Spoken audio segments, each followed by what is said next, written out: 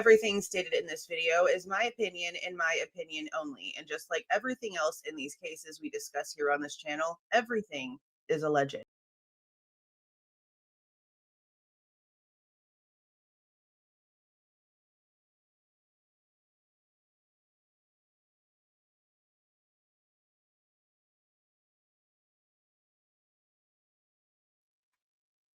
Hey guys, how y'all doing? So before we get started with this, let's just preface by I cannot play this on my screen because then they'll do to me what they did to me already with the Paramount episode. But for those of you that cannot watch this for any reason whatsoever, there is a channel called Kawaii Boo. I don't know how to say that. Kawaii Boo. Obviously, there's no monetization or anything on this, but I don't know how the hell they're getting away with this. This channel has 111,000 views on this video, and it is the full episode of the 2020 episode that we are about to be watching.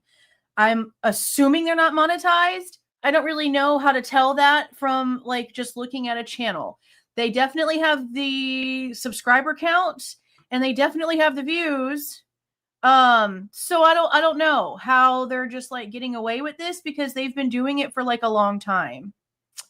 And they do it with 2020 episodes. I'll show y'all the page here. Okay. There's no way in shit that they're just like being allowed to do this unless they're not monetized literally whatsoever. They're not part of the YouTube program. That's the only thing that I can think of. But as you can see, like a lot of the times whenever this person posts these episodes, it's not getting a lot of views. This one got about 10,000. This one got 22,000. This one got 29, but some of these don't even have a full 1,000 views. So I don't know. I don't know. All I know is that they posted the full episode right here. I gave you guys the link right there. So if y'all want to watch along that way, I don't know if it's exactly the same as the episode that I'm going to be watching here because I haven't started it. I have no idea what's going to be said. All I know is that there's some people in the comments saying something about there's some muting during some of the interviews. And I think that some of you guys mentioned that too. That while the interviews were going, there was a lot of muting, which I don't really quite understand because these are interviews. So I guess if you guys watched it on Hulu or Disney or wherever y'all watched it, and then it's also in that one, I'm guessing, yeah, there's like silence when there really shouldn't be. I don't really quite understand that, but okay. Again, I can't play it on my screen because I'm not going to lose my channel for any freaking reason, especially not over these stupid conglomerate assholes.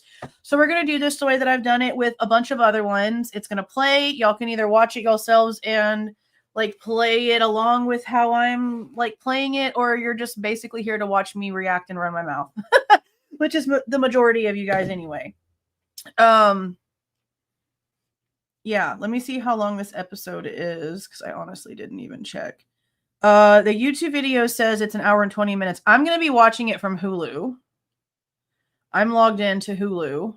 Let me go and pull it up right here. And we'll get started with in a second. I'm going to say hi to you guys for a minute. Just want to get it like queued up.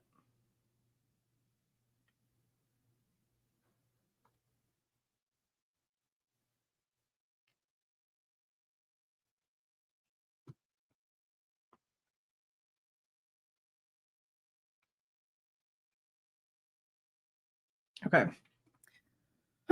So yeah, this should be interesting. I'm really interested to see what they have to say in this. I'm seeing some comments on the YouTube video one saying that it seems like now they are questioning every episode of 2020 that they've ever watched. I'm guessing there's a lot of incorrect information. And I'm just guessing that based off of other people's comments. I don't know. I haven't watched it yet. So if you guys have watched it, let me know like how you guys are feeling about it. So that by the time I get to the end of the chat thread, I've kind of like gotten an idea about how you guys have like viewed it. But I honestly have no idea. Hey there, I've got something to say. Oh, I know, my elderberries. Oh my God. Okay. I don't know how I didn't know this. We haven't even been here for a full 2 years yet. And yeah, like the elderberry is wild. There's like 8 trees, bro. And honestly, there could be more because I have this weird ass section. I don't know who the hell designed this area, but they did a shitty job when it came to like making things even. So, like, the driveway and the garage door like line up, but then obviously you've got like the rest of the garage wall, right? Well, then we have like this 2.5, maybe 3 foot wide, almost like hallway between the garage wall and the fence line. And I have been too scared to walk in there ever since we moved in. But there's some plants in that in that little like area that look a lot like the elderberry plants. So I'm really curious as to if they're the elderberry plants.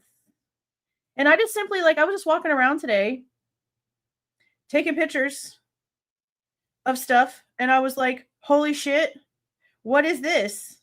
And so I Google image searched it and damn straight it's actual old elderberries. And there's like at least 8 trees that I've noticed so far. And whenever I told my dad, I was like, I can make that syrup stuff that like, immunity, because I used to purchase that from somebody who used to make it. And my dad was like, wine and jam. And I was like, so I've been watching videos.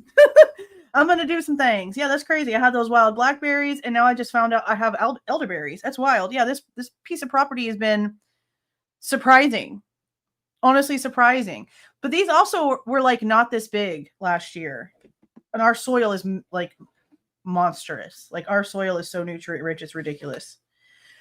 So they just kind of like went all over the place.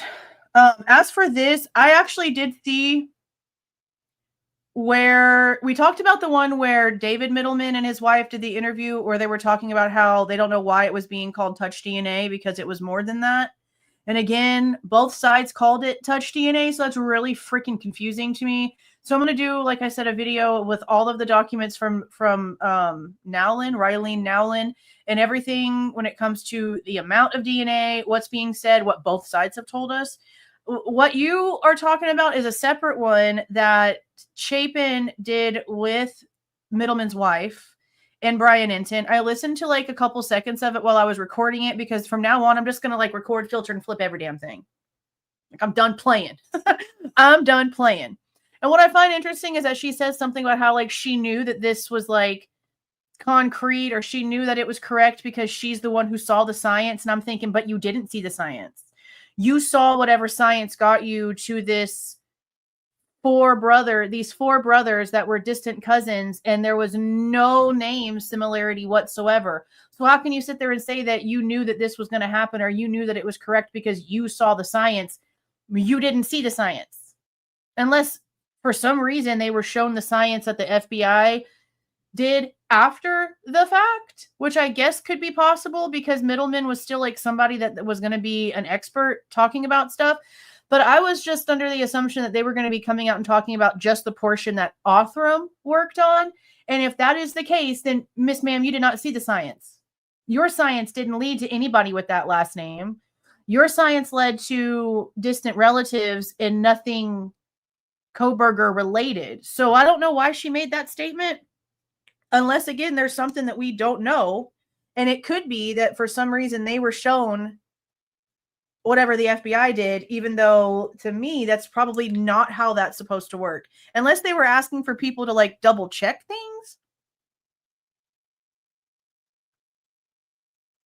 I don't know. But for her to say we saw it, I knew it was right because I saw it. I just find that strange considering what we've been told that Othram found before they were told to stop and send it back. It doesn't sound like that would be actually accurate. So I don't know.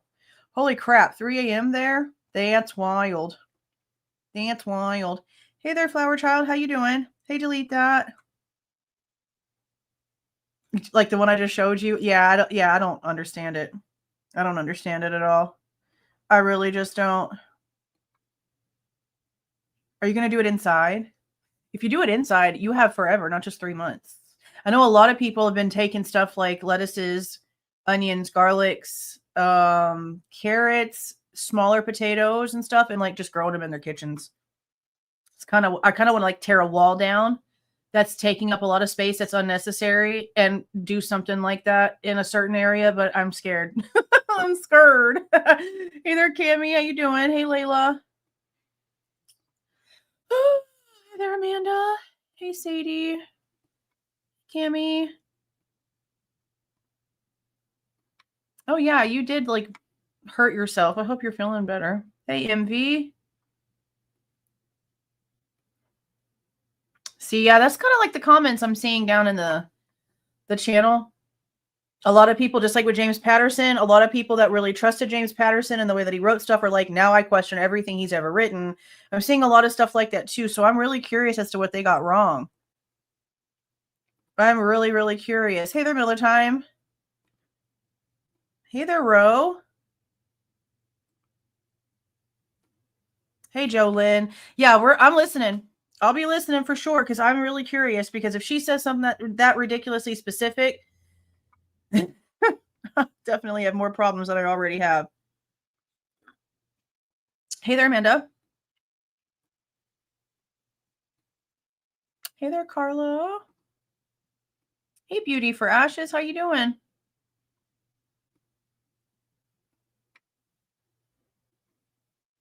Yeah, we're going to be listening. Definitely going to be trying to see what's going on. Hey there, Jen. Apparently there's like other steps. I don't really know. I don't know. I don't want to talk to like anybody who's on YouTube to create content about the subject because I don't trust them. So it's just kind of the same thing I said to my buddy about like the DNA questions that I have now. Like there was certain people I was like, maybe I should reach out to this person, but then I'm like, no, I'm not, because I can't trust people out here. Sorry. It's already been proven. They're going to go with whatever narrative gets them the most clicks, the most views. Like, do you not see that do you not think that I don't see the fact that my views are a lot less ever since he did what he did with the sentencing, and that now we're past the appeal deadline? That's not stopping me from keeping on track. So people can say, oh, you're only doing this for clicks and views. Really? Because my opinion is the most least popular opinion out there. And I'm not changing it simply because it's not getting me the views anymore. I'm not changing it until I absolutely have to change it. And the only way that changes is with information that changes it, not because of whatever the trending most popular thing is. So I just don't trust people. So I need to get a hold of somebody that would maybe know the way that Idaho works with those things, because I'm not sure. I just know that a lot of people have said there's still steps he can take. But the way that was filled out to where it's like he doesn't want his attorney to do anything additional, I don't understand that, along with the whole like this is non-binding thing. There's a lot of just contradictory verbiage to me, in my layman's opinion, in that plea agreement that I would really like some direct clarification on. Regardless of how anyone feels of anything, I just want like, explain this to me, why this is worded this way, but then this is also worded this way. What does this mean if this is clicked, but then this is clicked? That kind of thing. Like, take all the evidence and all of the perception off the table and just give it to me like technical. You know what I mean? You know what I mean? Oh no. I'm surprised it lasted this long. We get birthday cake for my kids. It's gone like the same day. It's gone like same day. Yeah, see, I've heard that like post-conviction relief is like 2 years. But I don't know if that would have anything to do with Ann Taylor. I know that personally, I did not really agree with a lot of stuff that Ann Taylor did. I felt like she did a decent job considering the fact that there's a lot of misconstrued information out there. But whenever we know for a fact that there was like concrete things that she could have fought that we all knew about, and she still chose to just like ignore certain really important things, I have issues. Because again, it's just like with the government. They all get paid from the same bank account. They are two wings of the same bird. So I just don't know. I just wish that like the truth would come out, like the actual truth would come out. Because again, if he would have like spoken more and the weapon would have been found and we would have had like details, then we'd be sitting here a little different. But it wouldn't take away the fact that the roommates are freaking lying their asses off. It wouldn't take away the fact that this investigation was bullshit. It wouldn't take away the fact that they've been lying to us about the knife sheath timeline and all the information when it comes to the timeline. It wouldn't take any of that away. So regardless, we'd still be out here being like, what the hell? Make it make sense. Because this shit just ain't making sense. It still just is not making any sense. This show is still saying everything happened while they were asleep and no one heard a thing. That's what they're saying? Oh my God. Wow. Even Nancy Grace had to come out and admit that. In the interview that she did with the Goncalves says, hey there, Amanda. Hey there, Amanda J. Even she had to come out and be like, yeah, no, we were lied to about that entire thing. They weren't asleep at all. And I'm like, thank you. Finally, somebody in mainstream is being a little bit honest about what the hell is going on here in her own way. So that's wild. Holy shit. Hello, everybody that is in here. We're about to get started. 20 months. Thank you for being here so long. I can't wait for you to get your cup. Hopefully it'll be there in the next couple of days. I don't see why it wouldn't be there by like Tuesday. We'll see what happens. Thanks for the 5, Amanda. Hey, y'all, I'm curious. Do the court redactions extend to published videos on YouTube? What is that? What do you mean? I need some specifics. Like, do you mean like YouTube videos that are mentioned in court? Are they redact? I guess, yeah, I'm kind of not understanding the question.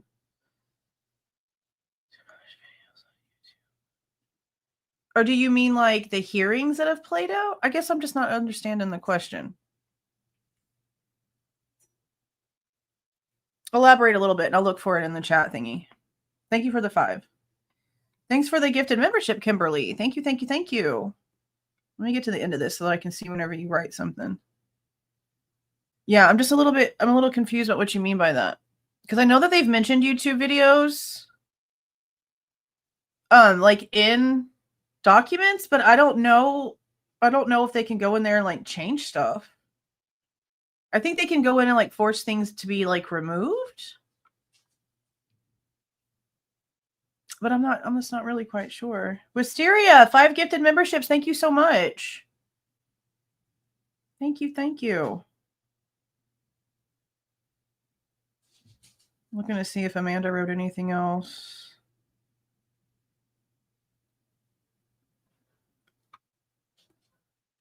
I'm gonna watch for you to say something for a minute before we get started. Just because I don't want to miss your comment.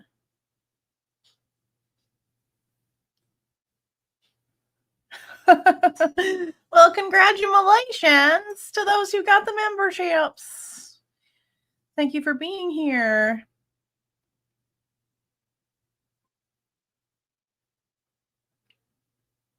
Hunter, yeah. See, that's like the switch up, because remember News Nation was out here saying that he checked Ethan's pulse. Well, then come to find out, Home didn't even check Ethan. Didn't even look Ethan's way. He checked Xana and then they left. And then he's like, I didn't check him yet. Like, he actually like tells the police officer that he didn't check Ethan yet. So I don't know why they said things all over the place like that. I really just don't understand why we have to lie about stuff. I don't understand it whatsoever. 10 gifted memberships. Thank you so much. Congratulations to those who end up getting those memberships. That's always so cool to be able to gift people stuff. I can't be gifted anything on any channel because I'm an old account that doesn't have the option to turn it on. So that also means that I can't like gift memberships, because apparently channels can gift memberships to people, but because my account is so old, I can't do that either, because I've tried to go in and do that. Makes me so mad. Okay. Can the judge order redactions on published videos like names, faces? No. YouTube has their own policies when it comes to privacy, right? And as long as certain things are not shown, like social security numbers, addresses, phone numbers, anything that's like really truly identifying, which how some of these channels get away with like all the information they put out with people, I don't understand. Because mine just showed like Gmail addresses and like phone numbers for media people in the Pullman one that got completely removed for privacy reasons. But some of these channels will go out there and just put everybody's damn business on blast, everything, their freaking house on Google, everything. And I'm just like, how do y'all just keep getting away with all this bullshit? I just really don't comprehend it. So when it comes to that kind of thing, that would be like YouTube would either have to step in because it crosses a line for something of their guidelines, or the person themselves would have to go onto YouTube and report it. There's a way to report it. I don't have a YouTube video up at the moment, but there's a way to report it on the video itself for that kind of thing, and then they have to take like their own steps for that. Is how I understand it. I don't think a judge can come in, especially if it's somebody not connected to the case at all, like regular schmegular YouTuber. No, I don't think that they can do that. But then again, I've been proven wrong. I could see like a Supreme Court judge being able to file some sort of injunction, maybe, or signing some sort of injunction, or signing some sort of motion, whatever you'd want to call it, maybe. But then it would have to be served to like literally everyone, or YouTube would have to go in with some sort of programming and like grab all of the videos that are doing that and send everyone the exact same like strike or notice or flag. Yeah, I don't really think that that's how that can happen. I don't think you can do that. I really don't. I think they can remove things. I don't think they can remove things, but I don't think they can be like, oh, you've got to blur that. You've got to mute that. You've got to let that, you got to take that person's face out. I'm not really quite sure. Okay. So again, I can't show this on the screen. I will. Yeah, I don't know. It's a good question though, because there's been a lot of stuff when it comes to like the alternate perpetrators that have been like divulged personally, I'm sure, because so many people have gone in and like shown a lot of people stuff when it comes to a lot of people that we have questions about. But I don't know. I just don't think. Maybe depend. Yeah, maybe. But you'd think in this one for sure, right? That's a good question though. It is a good question because there's been a lot of redactions that aren't necessary. So I'm really curious as to how far they might be able to actually take it. They've done things I didn't think they'd be able to do. So it's very possible, honestly. I really don't know. I don't know. Okay. Let me I will throw this link back in the chat one more time. Again, this is a YouTube video. Somebody posted the full episode.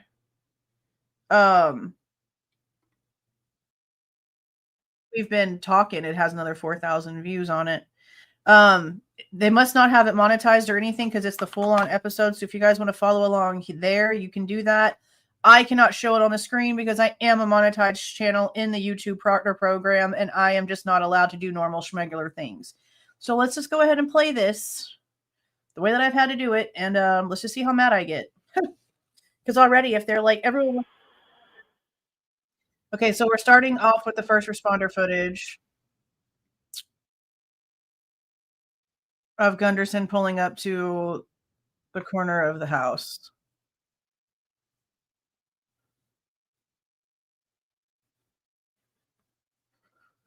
Yeah, this is just the first responder cams.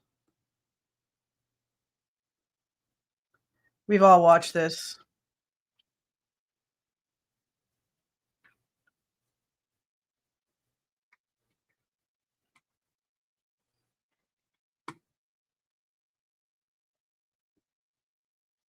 And now it's just cutting to a bunch of mainstream stuff.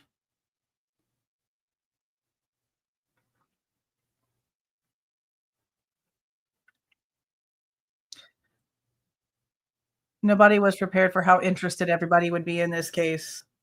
You hear that nobody called for 8 hours, you're interested in this case. You hear that there's 4 people dead in a house and no answers to anything, and again, 8 hours.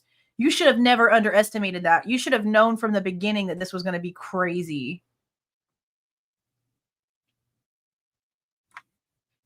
We'll take you inside the investigation. Literally, we've all seen all this stuff.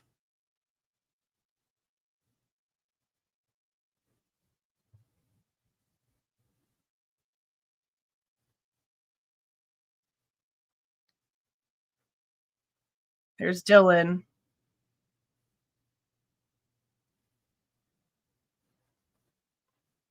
Remember, over his forehead and over his mouth, not over his eyes or his nose, which again, how can you look at Bryan Kohberger's mugshot and not know if that's the man that you saw or not? His eyes are so like brow bone, deep set, wide, and then on top of that, his nose is not like normal. It's a little bit of crooked. It looks like it's been broken at some point. It's wider, a little bit bigger. I don't understand how we got to everything that's prominent about this man's face being the only thing that apparently this person had shown, and she's like, yeah, that ain't him. It's a huge problem for the prosecution whenever your only witness doesn't recognize your suspect. And they knew damn well that they could not put her on the stand and have her be like, that's the guy I saw, because we all know that it would be a lie. Jeez. See, a lot of this stuff is regurgitated information, because here's Hunter and Emily, and he's in the exact same shirt. Okay, so here's Josie. She's in a different shirt. Her hair's a lot longer. This looks like it's recent. The one with Hunter looked like it was back in 2023, like the Amazon stuff.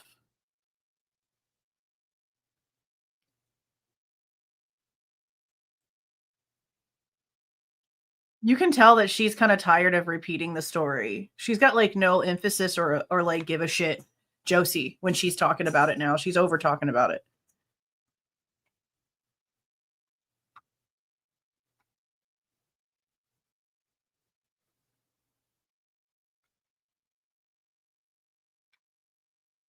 Now the same interview again of the same three.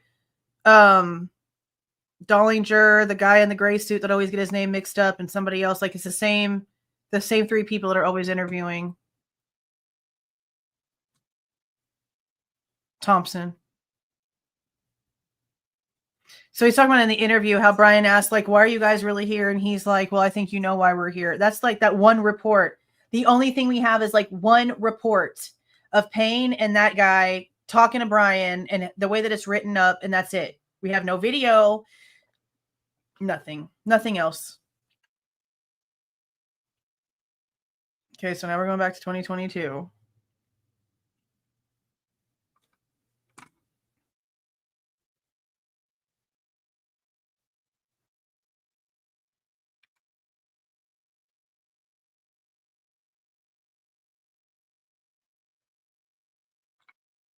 They're just talking about everybody getting to school and how school had just like restarted in August.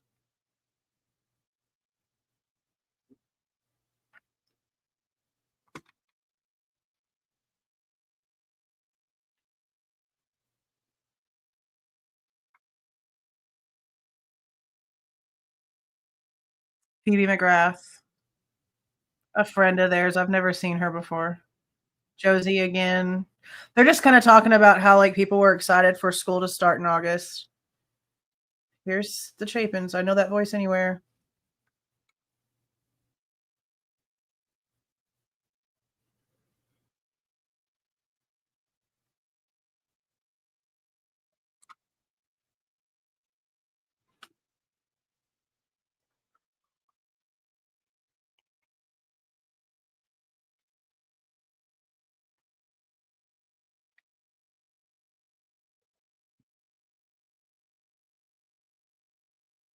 They're just really just showing a lot of the school stuff.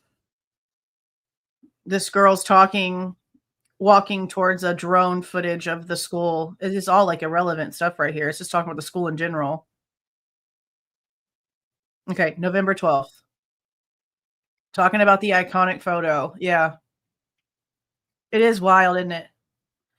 You would have never thought that something so perfect could be captured. Because that's what this is. This is like time capsule worthy. This picture is not worth 1,000 words. It's worth priceless amounts of words, because you see all of them. And the simple fact that they are here all together, and then not even a whole like 12 hours later, 4 of them are gone and 2 of them are lying to the police. You couldn't have like written it this way. It's so insane.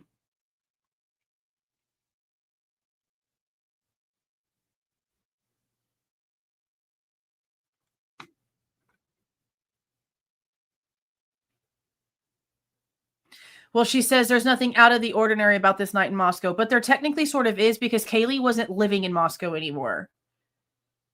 So it was a little bit out of the ordinary. It was also game night. It was also Envision Idaho, where there wasn't supposed to be any parties or anything crazy. That's why the alcohol and drug enforcement guys were out in plain clothes, apparently, because they weren't supposed to be doing anything stupid. And this whole Envision Idaho thing is about people with kids that are going to be coming to the college or want to go to the college, high school people coming in and taking a look at the campus. So you can't say there wasn't anything out of the ordinary happening because there was a couple things happening that weren't normal. I wonder if she even knows about the Envision Idaho thing, this person, this mainstream person.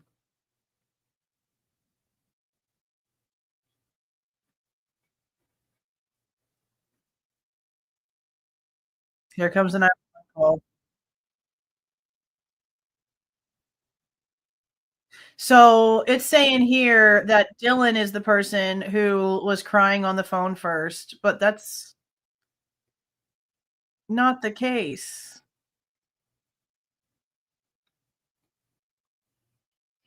It was Bethany. See, and this is a whole like back and forth thing with that too, because now like I've even like re-questioned it myself because we know that the bullshit, right? But that little like whiny mousy voice, that's freaking Bethany. But then we also have Josie at some point like says something about it being Dylan.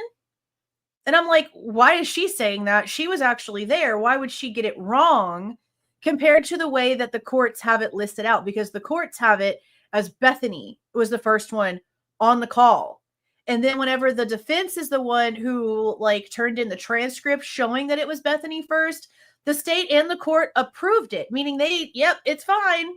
So the fact that now this thing and like there's been a couple other things saying that it was Dylan, I'm like, okay, do we need to actually backtrack that? Or what's actually happening? Why isn't this one thing at least consistent? They have Dylan's name on the screen.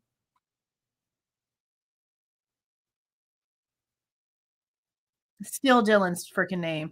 And at this point, I just pressed the wrong damn button. At this point, these people have had time to read the transcripts, see the court documents when it comes to the two girls' phone activity. So why are we playing this game? Why are we playing this game? Hold on, I got to get this to fix. I pressed the wrong button and it like went an episode over. It's not letting me like pause it correctly. There's always a bunch of stupid shit up on the screen. Okay. Yeah, you can definitely tell that that's Bethany's voice. When the whining part stops and she says something about King Road, you can tell that it's Bethany. So again, ABC 2020, you've had how many months now to read the documents and get it correct, and you still don't have accurate information.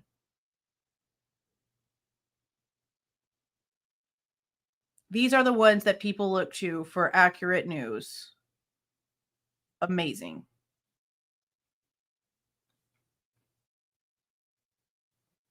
See, and now this is Maisie in the blue shirt. There's a lot of this from the Amazon series interviews. A lot of this.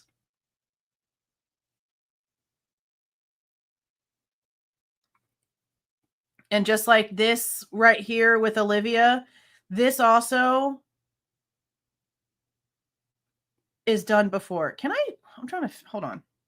I would really like to be able to at least like when I'm saying like this right here to be able to at least like show y'all without it playing. So I'm going to try something.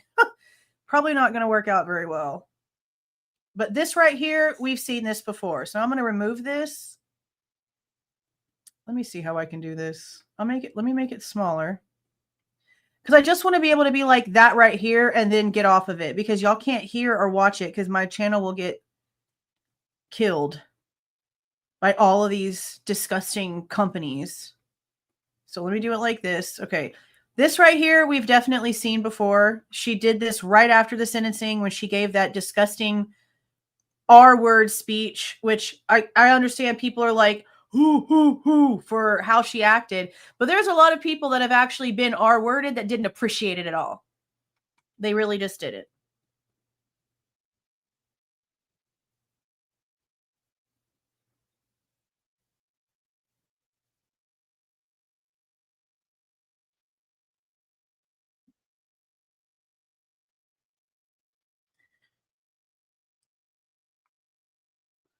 I never heard of this Elijah Hall guy before.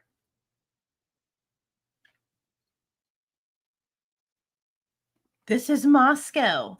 Yeah, how about you look at your own crime reports before you sit there acting like nothing ever happened in Moscow? I'm so tired of hearing that. Oh, this is Moscow. Why would we be worried? I don't know, because murders happen literally everywhere, including in Moscow. You forget like all of the college kids that have died over the past few years. It wasn't there one guy that like worked for the college that literally came out and said that like college students dying was normal.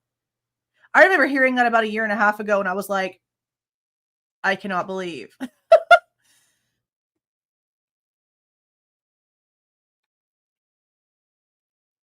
Yeah, state police joined the first day, like within 30 minutes.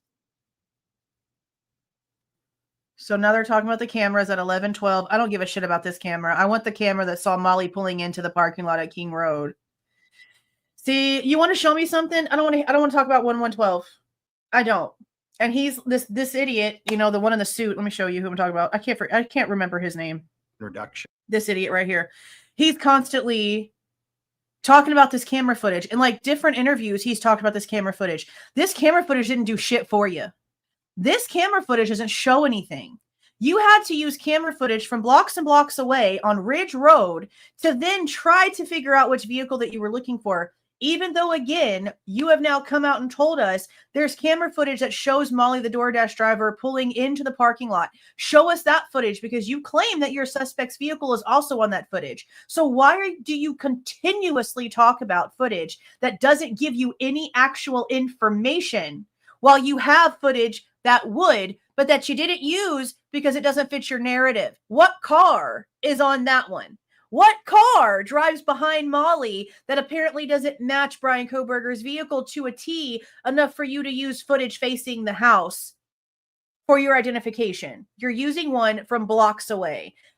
I don't understand how people aren't making a bigger deal out of that. Like the mainstream people should be asking that question. They can get all the pictures, they can get all this other footage, they can get all these stupid ass interviews. Get the camera that matters. Then I'll be impressed. Now they're showing the car speeding out. You can still hear Murphy. Now they're having some regular schmegular retired FBI agent that didn't work the case whatsoever just talking.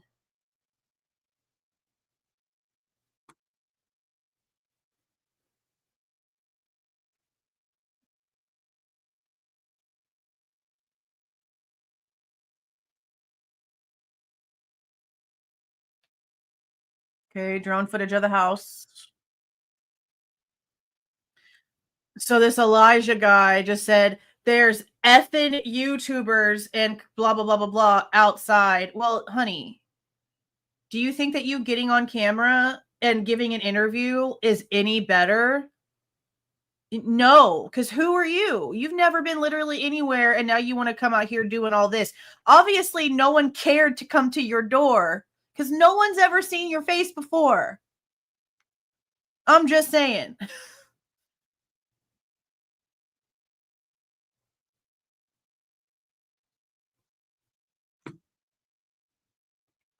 See, this is Josie looking now. Like it's just gonna. Let me see if I can mute it and it'll play it. See. Will this go away? No. See, I'm trying to get to where to like go away. Will this go away? Is they're gonna turn off the episode? I honestly don't know. But this right here, this the way that Hunter and Emily are right here, this is how they looked for the Amazon series. This is the exact same clothes. Her hair is exactly the same. Hunter's hair is exactly the same. They didn't do anything new for this, at least nothing that's important with the people that are like actually in the mix of things. This is all old regurgitated information. It's just wild to me how they think that this is relevant.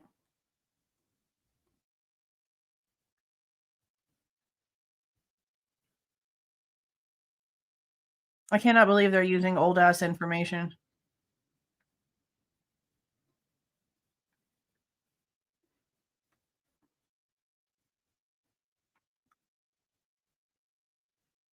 Okay, so now here's the arrest.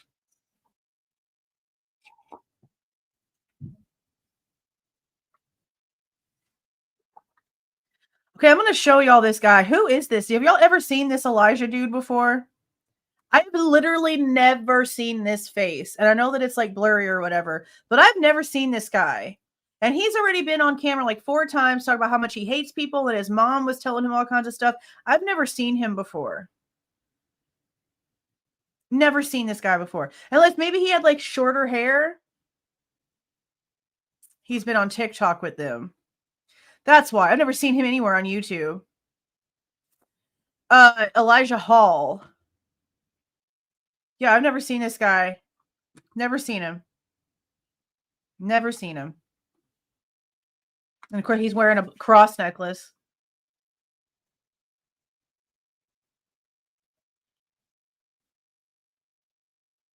Okay, so now it's showing WSU.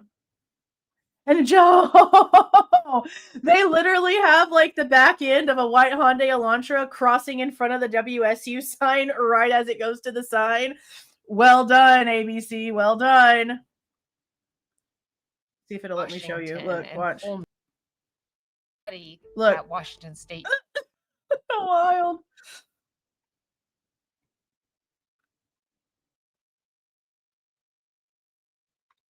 Okay, so here's some of the pictures.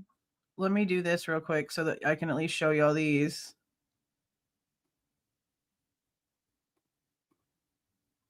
These are the ones that have been going around on Twitter.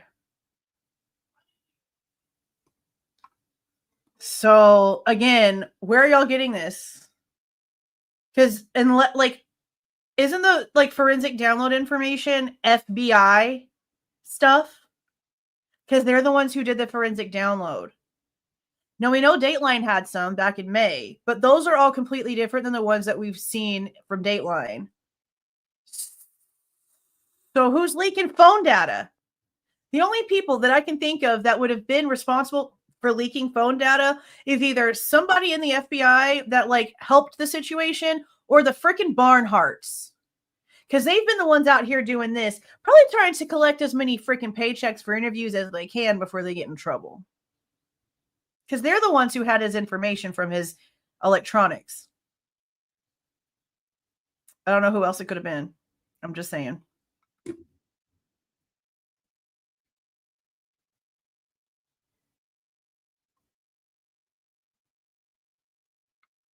See, so this is actually really, really interesting. When you guys have a chance, if you're into like stand-up comedy, go watch a guy named, I think it's Ali Sadiq. I think he's a black guy, bald head. You'll notice him. He has a son that he talks about a lot that talks the way that Bryan Kohberger talks. Calls him father, calls the mom mother, is very like a matter-of-fact, technical, blurts out whatever he says. Like he makes a whole like show about how like matter of fact and like his son is. So whenever I just randomly found him today. So whenever he was describing his son, I'm just like, he's talking about how his son is like so great and all these things. And I'm just sitting here thinking like, if anybody in mainstream that puts it against Bryan Kohberger about the fact that he says mother and father and he's like a matter of fact and just blunt and just says whatever he wants, how would they feel about this 13-year-old boy that this dad is talking about on stage? Because he sounds just like him, the way that he speaks and everything. So that's what the Barnharts are doing right now. They're talking shit about the fact that he didn't have any close friends at WSU, that he stayed to himself, and that he called his parents mother and father and had a close relationship with his family. That's what the Barnharts are complaining about. I find it strange to talk shit about the fact that somebody's actually close with their family. Whenever normally we hear the opposite. It's broken families and people who don't want anything to do with their parents or their kids. Nobody talks. So the fact that they're making this a bad thing, I don't really quite comprehend. Even through text message. He didn't take a selfie to send it to anyone else. It was just for him to record himself. That's weird for you to say. Because maybe they were put on sites or something like that. I'm trying to show you what they show. See? So they're saying that these were taken and like weren't sent to anyone. I don't see why people would do that, for one. I don't do that. But even if you do that, that's not really a big deal. I think it'd be a little bit odd if he was like sending them to all kinds of people but didn't have friends. But it also doesn't like mean one thing or the other. So again, I don't know why they're like making a point to even bring that up.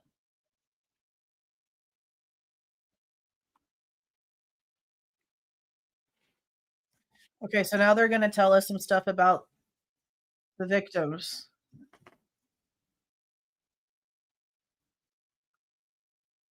So then she says, "You're going to hear how he planned meticulously." Are you talking about his reports?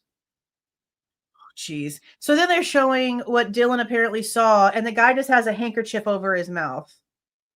They're not even like accurately depicting what they've been telling us this entire time with the way that the mask was and everything else.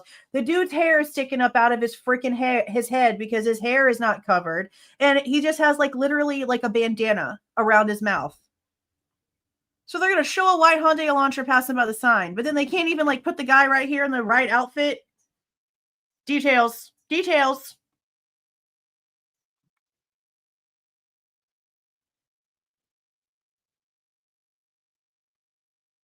I can't stand the way these media people talk.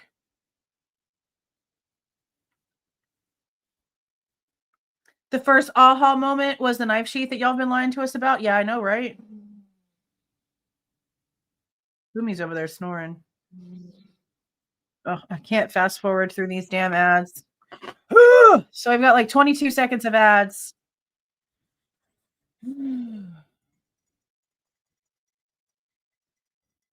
How lame. And then they're horrible ads. Y'all's acting skills need definite improvement.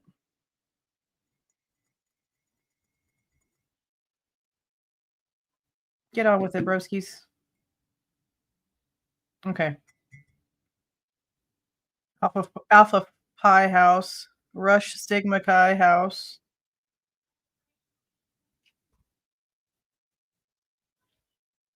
It's showing a bunch of the group photos of everybody together.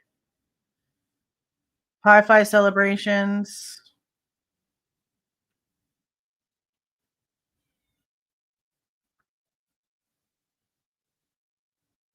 Her and Xana, Josie and Xana got together really good. See, this is old. Emily's interview. See, but Josie looks new. Like her hair is longer and she's in a different shirt. It's showing Xana's video. That one. Mm-hmm. Yeah, she was a big Pittsburgh Steelers fan. Actually, the comments in that YouTube video that I sent you guys to watch along with, somebody said that they were going to be spinning around in their Pittsburgh Steelers towel for Xana during the game. I guess they played today.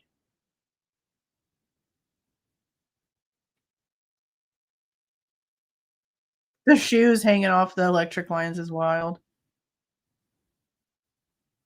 She liked EDM. Okay. DJ Zan. Oh yeah, we did hear that. She was always the person like bringing the music and stuff.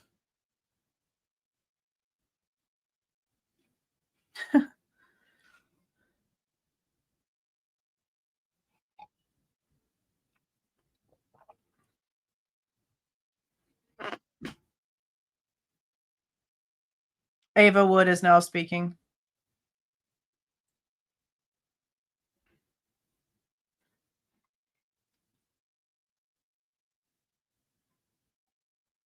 I guess this Elijah guy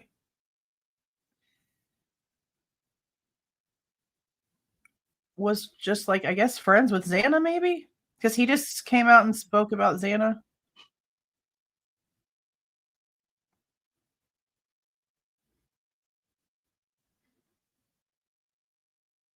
Yeah. So Xana moved in August, is what they just said. See, okay, let me one more time. Yeah, okay. The timeline for everybody looking like moving in is really confusing to me because it keeps going back and forth. So they just said in August 2022 is whenever Xana moved in. But then in the video that I just like showed you like a little thing of, she says in that one that she's lived at King like in the area for like 2 years. Now we know that she did live at the Shark Tank or Shark House or whatever, the 1118 right next door for a while. But I know there was also some like other information that ended up coming out about like Kaylee's room and Xana's room not being that like originally, and then Kaylee even had like somebody that she was rooming with at some point. There's just a lot of like back and forth stuff about who moved in when and how long people were actually there. And I just don't understand why we still have those problems.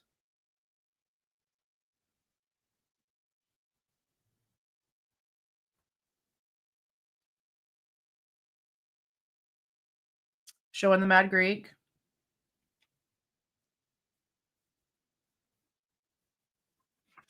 And now they're talking about Ethan. Yes, he is a triplet. It's sad that we have to like put emphasis on that all of a sudden. Yeah, this is definitely older.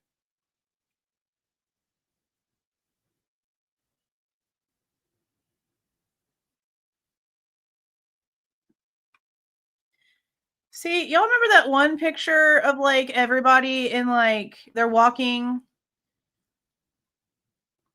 and Ethan looks like hella ginormous compared to everybody? Well, right here, him and Hunter are pretty much like the same height. So I wonder how old that one was where he's like 2 feet taller than everybody.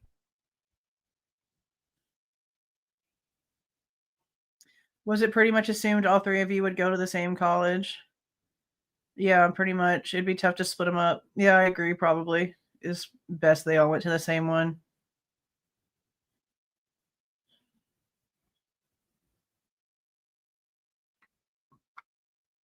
Yeah. See, he just said, I just followed whatever he did. And that's also like in the book, that emphasis on the responsibility that everything that Ethan decided was also not just for him, it was for Hunter as well. It's a heavy burden to carry. But it also makes me wonder how Hunter really felt knowing that like he just had to follow Ethan instead of making his own choices. Like what would happen if he didn't want to be in Sigma Chi and he wanted to go to another fraternity? Would there have been an issue? Because that's a crazy burden to have too, to know that like you're just expected to follow. Okay. A lot of this is like older stuff, but it's just bringing back some of the same thoughts I had.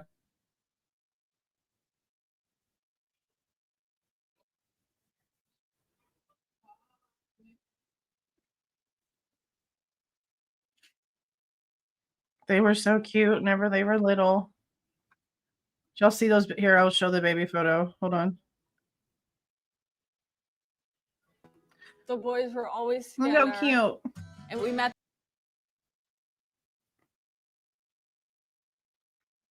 Hunter's hair is very Johnny Bravo. I love it.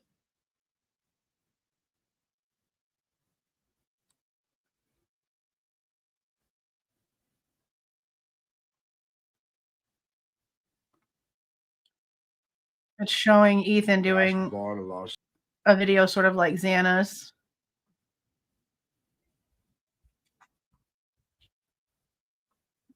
I think he's sick in this because he's kind of sniffling. Showing basketball.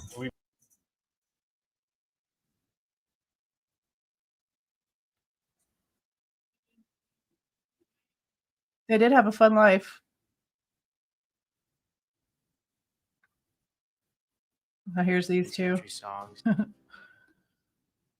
Peter Elgoriaga. Ethan and I had. That's the guy that he was singing with. Oh my gosh. Look at Ethan. Just a goofball, you know. See, this is the Elijah guy. You can kind of see a little bit.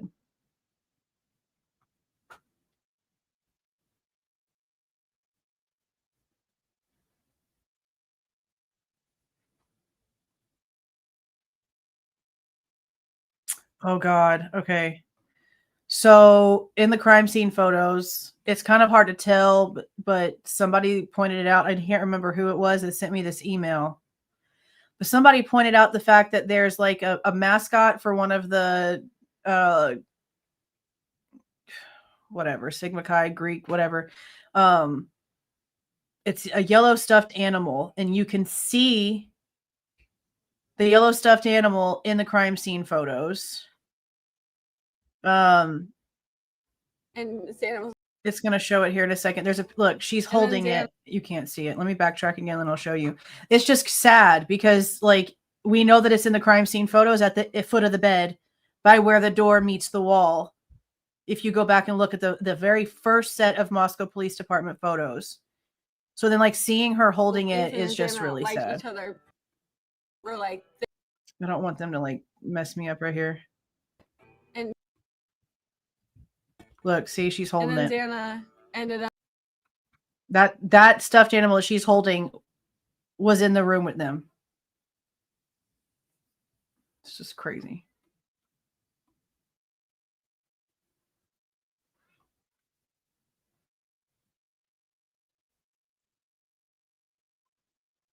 Hunter said Ethan and Xana were similar. Like a lot similar.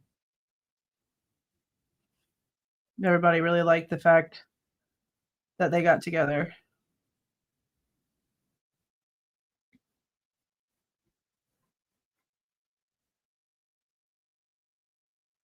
They're doing karaoke, singing Luke Combs. That's funny.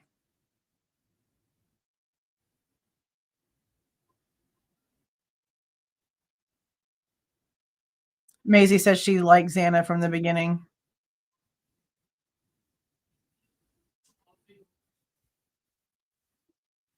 Stacy apparently told Ethan at some point he could see him being with Xana. Interesting how they act now.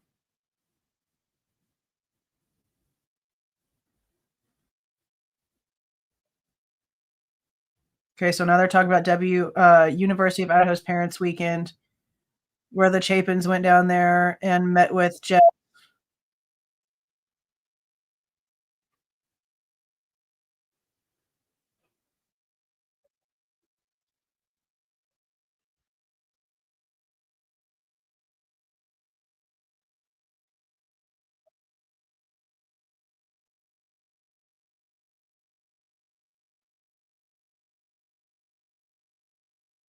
It's crazy how fast things can change.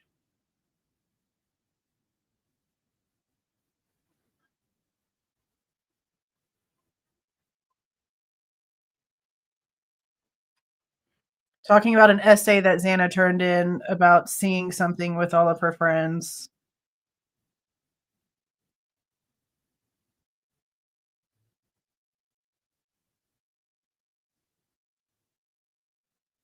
She's so pretty. Honestly, Josie and Xana like favor each other. It's like the similar face shapes and the long hair.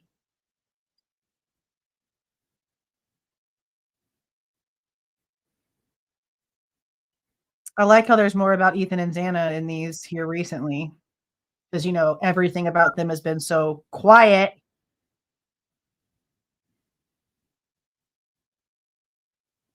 Okay, so now they're talking about WSU and Kohberger. This guy is annoying. I'll show y'all who I'm talking about. This guy's right here annoying. His eyes really open. That guy. He's annoying. He's so annoying because he only had like a biology type class with Kohberger that they ended up being like partners in this like group project with like another person or like two other people. He didn't take criminology classes with him. He didn't take any criminal classes with him. He literally had to tell News Nation chick, Ashley Banfield, that no, I didn't take any criminology classes with him. I only took biology with him. So why are you out here talking about anything criminal, criminology class related, discussion of criminology class related? Why are you constantly out here? Like, he has his own podcast. He's been in, like, he's all up in true crime and shit now. And I'm just still thinking, like, why are you talking? You didn't have criminology classes with this dude. You only had a sciencey type class with him. So why are you out here saying anything? You literally say how much you liked how he worked with you, that you didn't feel like you were having to take over everything, that he was considerate and trying to make sure that it was a group project and asked you constantly if there was anything else that you needed. You were also trying to constantly get him to go to parties and stuff with you, and he would decline going anywhere with you. Is that why you're out here talking to try to make him look bad because he rejected your friendship so many times? Because I can't figure out any other reason why he's out here talking so much. He doesn't have anything relevant to say based on his own words. So I just don't understand the whole I need my 15 minutes bullshit. I'll never understand that.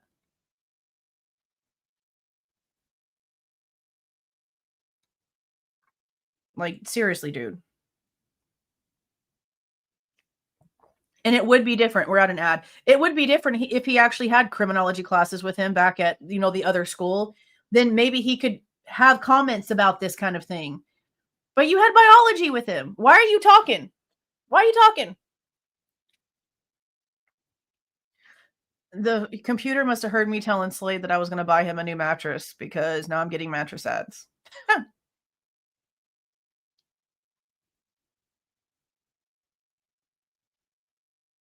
Okay, now we're back.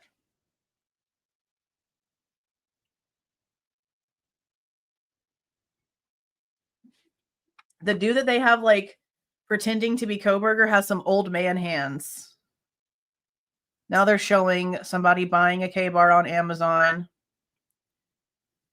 Knife sharpening stone. Buy now. Add to cart. Click it. It's just hovering. It's getting on my nerves. Well, that's pretty. I love hills that have water running through them because it reminds me of where I came from. Oh, is that the Pennsylvania lawyer? Yeah. Backcountry sort of place. That's the lawyer that said that Bryan was anxious to get back to be exonerated and that his GPS would prove that he wasn't there. That was like off the jump.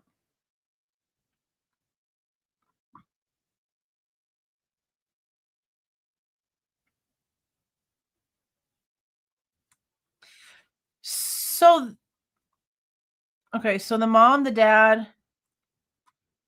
So the two older sisters still lived at home is basically like the determination here.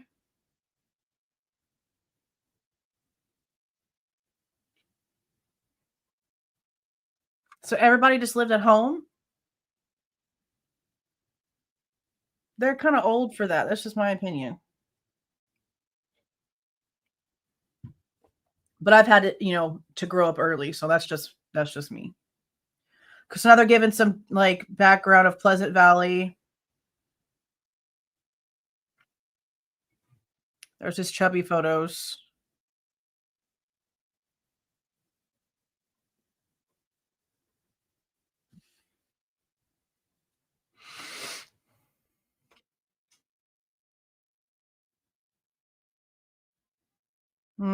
Definitely not an ordinary childhood. I have a lot of questions about Kohberger's childhood just because, again, I don't feel like you just go straight to H for like no reason. So here's Casey. People would throw stuff at. She was like the first one to come out and talk. She said people would make fun of him whenever he was overweight. People would throw stuff at him on the bus. When he got into high school, he was isolated from his friends. Well, that's because his friends were doing substances and his dad was like, this isn't happening anymore. Took him away from that popular athletic guy that he was hanging around with a lot and started putting him in boxing so that he could therapy himself. He was skittish, she said. Social anxiety. I mean, my son, he's bigger than me by like, I don't know, 7 inches almost. He's freaking almost 6 foot tall. And even he like gets socially like full of social anxiety from just like going in to like pay for the gas because he doesn't want to talk to a stranger. So that's not like something abnormal. A lot of people just don't want to talk to people. Okay, so they're talking about the boxing gym. That'd be Jesse Harris. He was like 14, I think, whenever that happened, that he started with the boxing gym. And Jesse Harris himself, I need to go in and do a video on the interview that he did with the one article. It wasn't for championships or strength training or anything like that. It was for meditation, for therapy, according to everything that Harris said. Yeah, the substance abuse at such an early age and it being such a strong substance is wild. Okay, so now they're talking about Okay, maybe this FBI guy did work the case because he's saying we found, we found, we found. So they're talking about the 2014 thing whenever the dad called the cops about Kohberger taking his sister's phone. Yeah, February 2014. He had just gotten out of a rehab and moved back home. He takes his sister's phone and sold it. A guy named John is saying he got a call from Kohberger and he wanted me to come and pick him up and take him to sell a phone. We'd heard about this. I didn't know he sold it until like recently. Okay, so this John guy is talking on a thingy like this. He called me to come and pick him up to go sell a phone somewhere.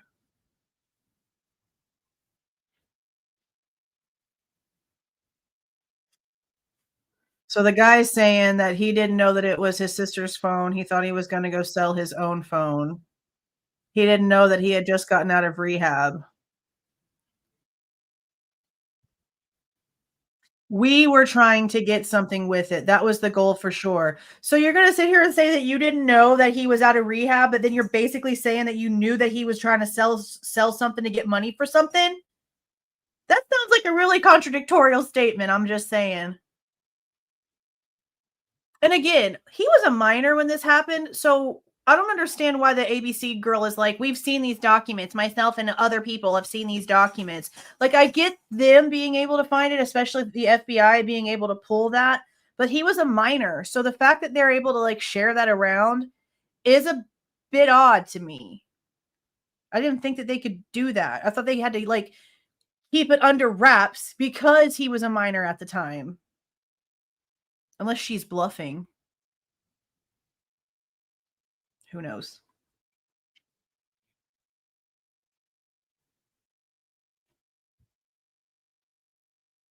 Again, reviewed by ABC News. Yeah, why do you have them? So he was charged but didn't serve any time for anything.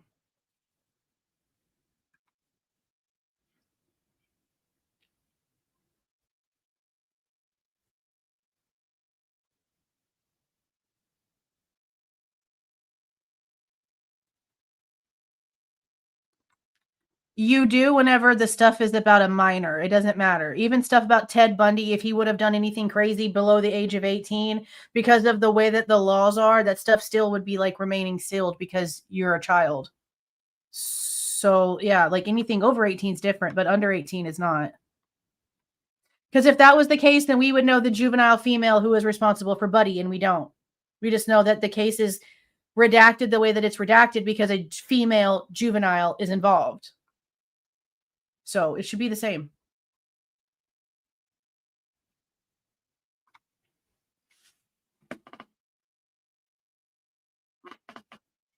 Okay, so graduation, security job working for the same school district, Northampton County Community College.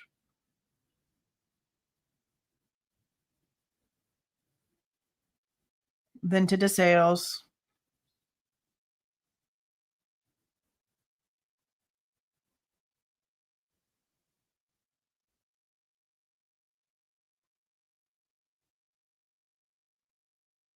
Diagnosis is autism, OCD.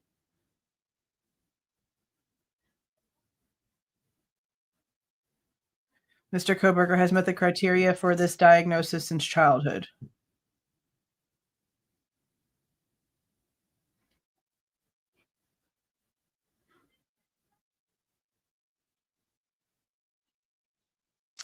Okay, so they're making it to where he wasn't diagnosed back then? Just that he met the criteria. So you're telling me that his mom was an educator and didn't notice things? That the school didn't notice things? The second that the school thought that my kids even had a little bit of ADHD, I was being snatched in there for some 504 meetings and basically like forced to put them on medication. Literally, like, this was before I knew I had any rights, okay? This was a long-ass time ago whenever I thought that the schools actually had your best interests at heart, which they don't. They basically told me that I had to put them on medication or there was going to be, like, other things like CPS coming into my life because I didn't want to, like, put my kids on a bunch of meds. So I had to put them through, like, all kinds of crap because I didn't know better as a 20-something-year-old that was on her own. I didn't freaking know any better. I thought the schools knew exactly what they were doing, and they don't. They do it so they can get special funding from the government. So I'm really just surprised that after everything, the mom that worked at the school, she didn't do more for this problem. That's questionable. Actually, a lot questionable. Maybe it's because he didn't have any intellectual educational issues. And maybe because he didn't get in trouble at school. Because we never hear about him getting in trouble at school. It's outside of school trouble.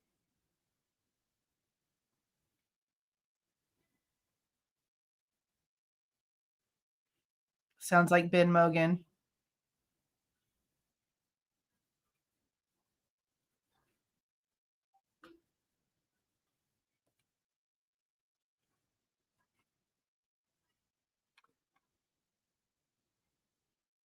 Yep. It's Ben. Are at Kaylee's sister's.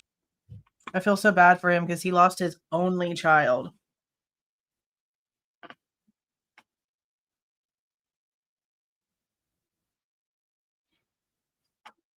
He always looks so happy whenever he talks about her.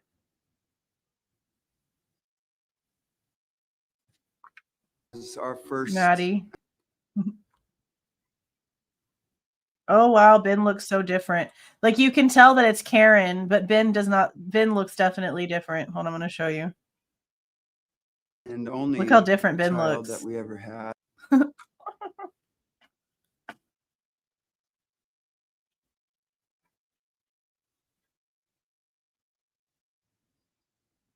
Ben looks way different. So they were married back then. I didn't know they were married, but yeah, they were married. And then here came Scott.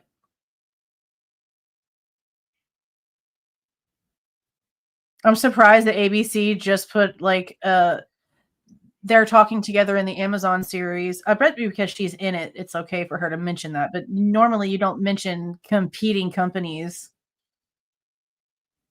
It sounds like Scott's talking. See, this is the stuff from before. This is all the same interviews.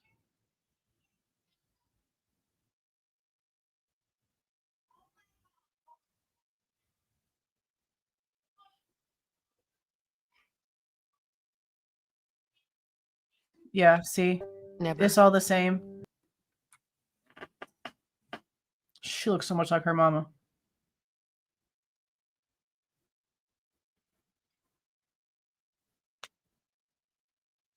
The middle child of 5 kids talking about Kaylee. No, there's more than 5 kids.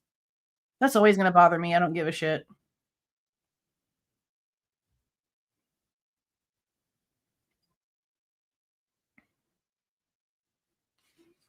They're doing this interview again.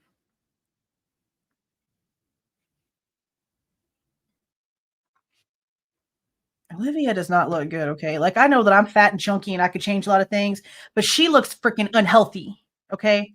Look at this up close. Tell me that this looks healthy to you. Tell me that looks healthy to you. Also ended up being. Look how thin she is. She's not just thin, she's sunken in. Look at her face. That's not healthy, bro. I don't wish illness on anybody. She does own, of course, the Little Mermaid's playing in the damn background. She just doesn't look healthy. I hope that she gets that together. She has kids. She needs to get it together. I don't think I've ever seen them like this before. This looks new. Herself. I wonder when this was.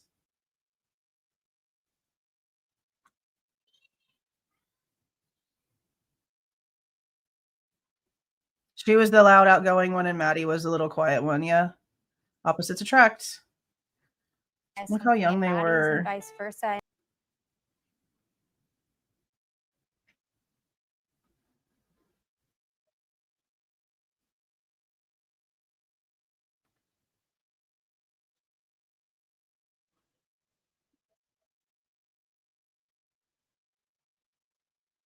So as they progressed and grew up, Maddie became a little bit more outgoing, but Kaylee softened herself. So they sort of like met in the middle.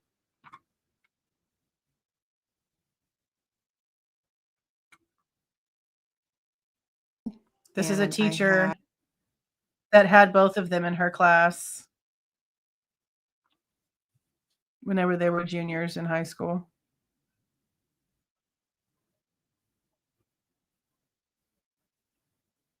Second period class.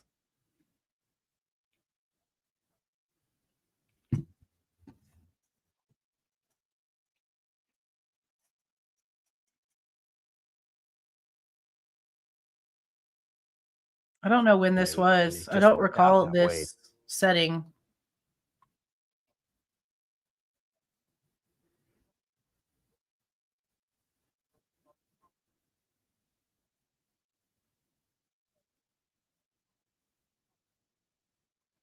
Only 85 miles from Coeur d'Alene to Moscow.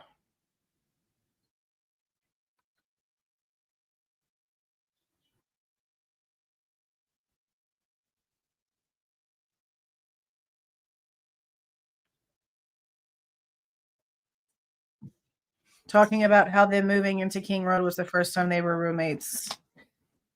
Which we knew that, yeah. we would See, have again, with the old Everyone who lived interviews, there just liked to have a old good time. stuff.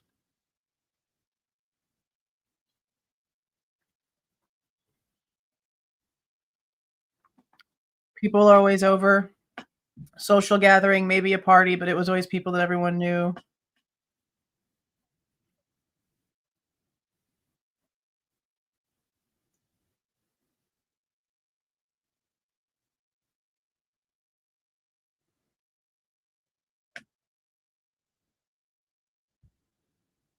I'd like some more elaboration on what Bethany said about her maybe changing her mind about moving to Texas. Here comes the fall.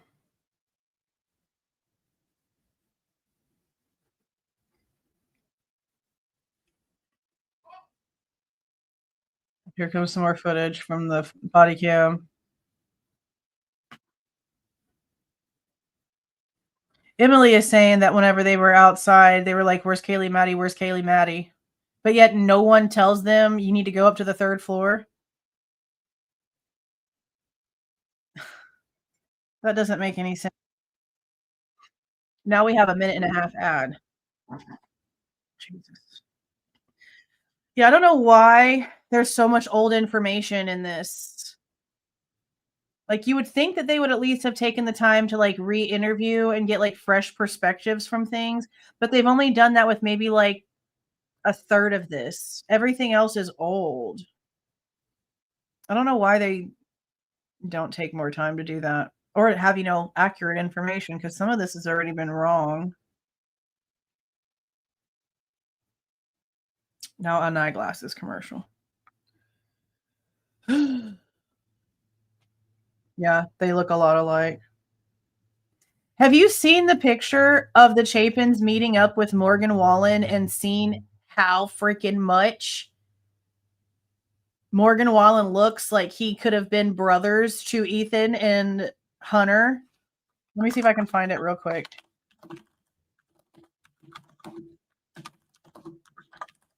Like, they look freaking similar.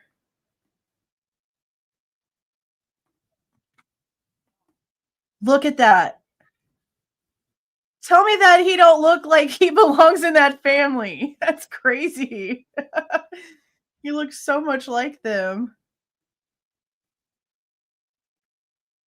Look again with the older hands. Look, watch this. Is it going to show it? Hold on, watch. I don't know what Kohberger's hands look like. Oh, I just ruined myself with another ad. Or I'll show y'all in a minute. I don't know what Kohberger's hands look like. I don't pay attention that close. But this person, like, on the thingy has, like, veins popping up, like, a lot. And I don't know if it just looks like older people hands. Which is just wild that that's, like, the choice that they made. Gotta deal with these ads all over again. It's the same ads, too. You couldn't even give me new ads, bro. God.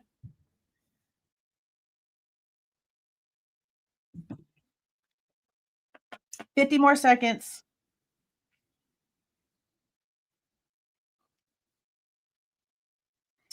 Fifty more seconds.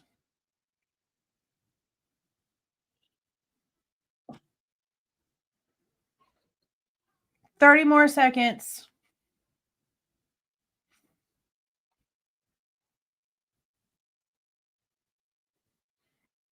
Yeah, I'm not really impressed by anything in this so far. I'm expecting, like, at this point, I'm expecting better information, and it's really just not.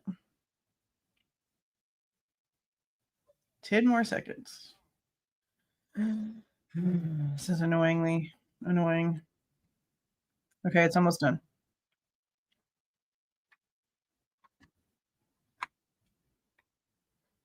Look at the hands. Looks like my grandpa's hands. I'm just saying. Okay, so now they're showing an Amazon facility.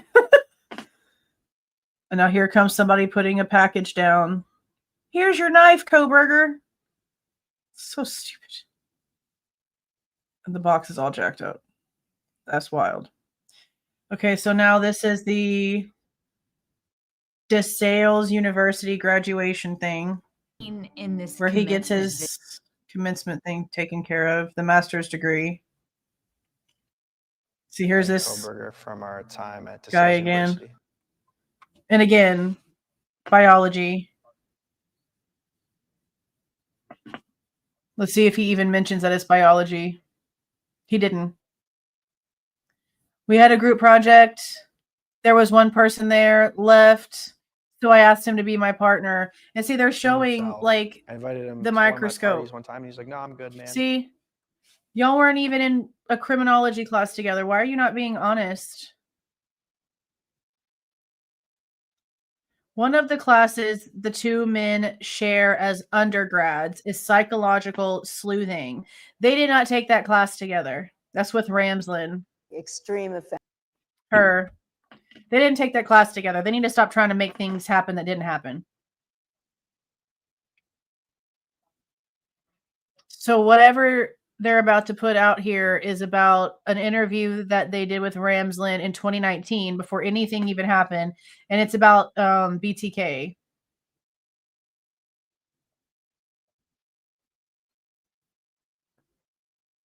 And now Candy Dude is talking about the class itself. And now he's saying Kohberger was really invested in the class. He took really quick notes and would ask a lot of questions. His eyes would really open up whenever he would ask a lot of questions, whenever we would talk about Dahmer, BTK, or Ted Bundy.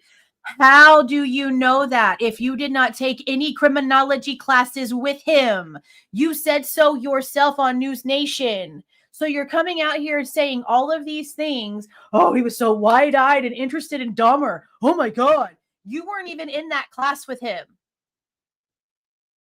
I can't stand these lying ass freaks. I just can't. I just can't.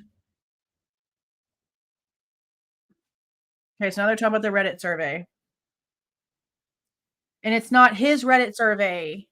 It was literally a group project. So now the FBI guy, who's apparently been part of the investigation, is saying that he put it out there himself to go and find about how these people were feeling about their decision making. They're not being honest about it being a group project. It was a group project. It was an assignment. Insane. Okay. So now they're talking about how he moved over to Pullman. And there's the white Hyundai Elantra passing in front of the WSU sign. Crazy shit. Crazy shit.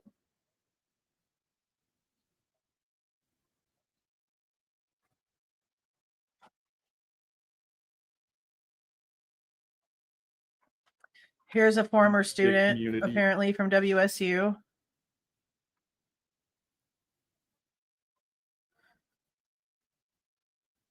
Okay, so they're showing the apartments.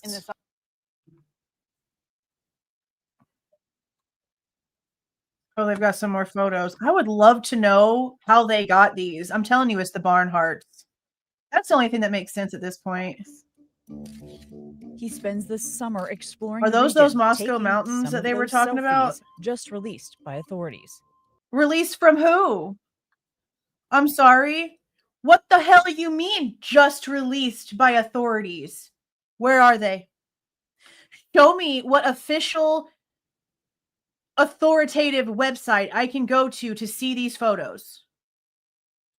Because no, they haven't. They're releasing them to you, or you've been leaked them, but they have not been officially released by the freaking officials. That's a lie.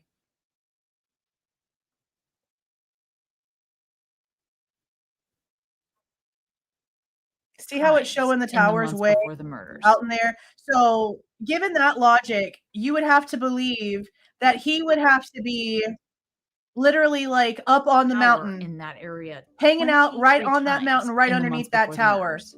to make that even a little bit relevant to the situation here when it comes to the towers. That's exactly why at the sentencing hearing, Bill Thompson stood up and said that there's such a vast amount of people in this large area that this tower covers that they cannot pinpoint exactly where he was, just that his phone was utilizing a tower that covers up to a 20-mile radius. I don't know exactly the radius for the specific towers in that area, but it can be anywhere between 10 and 20 miles. Okay? So when the prosecutor stands up and says that shit and then also says, we can't put him in direct contact with 1122 King Road, what the hell else am I supposed to be thinking here? When that's coming out of the charging authority, what else am I supposed to think? More confusion. More confusion. Okay, so now they're showing Pulled over this. one night. That was literally withheld for no reason. I cannot believe that they withheld Moscow this. Highway. Were you wearing your seatbelt? The only thing that's interesting, actually, you know what? I can believe it. I think the only reason why they suppressed it is because we found out that the cop is a loser. That he sat here, didn't even notice anything about the seatbelt. He then had to ask Bryan Kohberger about the seatbelt. Bryan Kohberger is honest and says, yeah, I wasn't wearing a seatbelt. And instead of him getting a speeding ticket for the original reason why he was pulled over, he then gets given a ticket for a seatbelt in which the cop did not even pull him over with or for to begin with. That's the reason why this was withheld, because it makes the cop look like shit. That's my conclusion.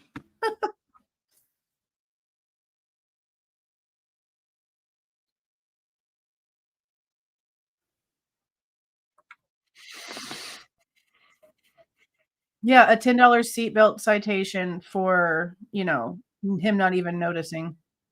And the whole thing here is like, I told you I wasn't wearing my seatbelt. Does that like matter to you at all that I was like honest? Like basically like if this was an honest cop, the honest cop would have just been like, okay, well, I'm going to give you a warning. Make sure that you wear your seatbelt, because he didn't notice it himself.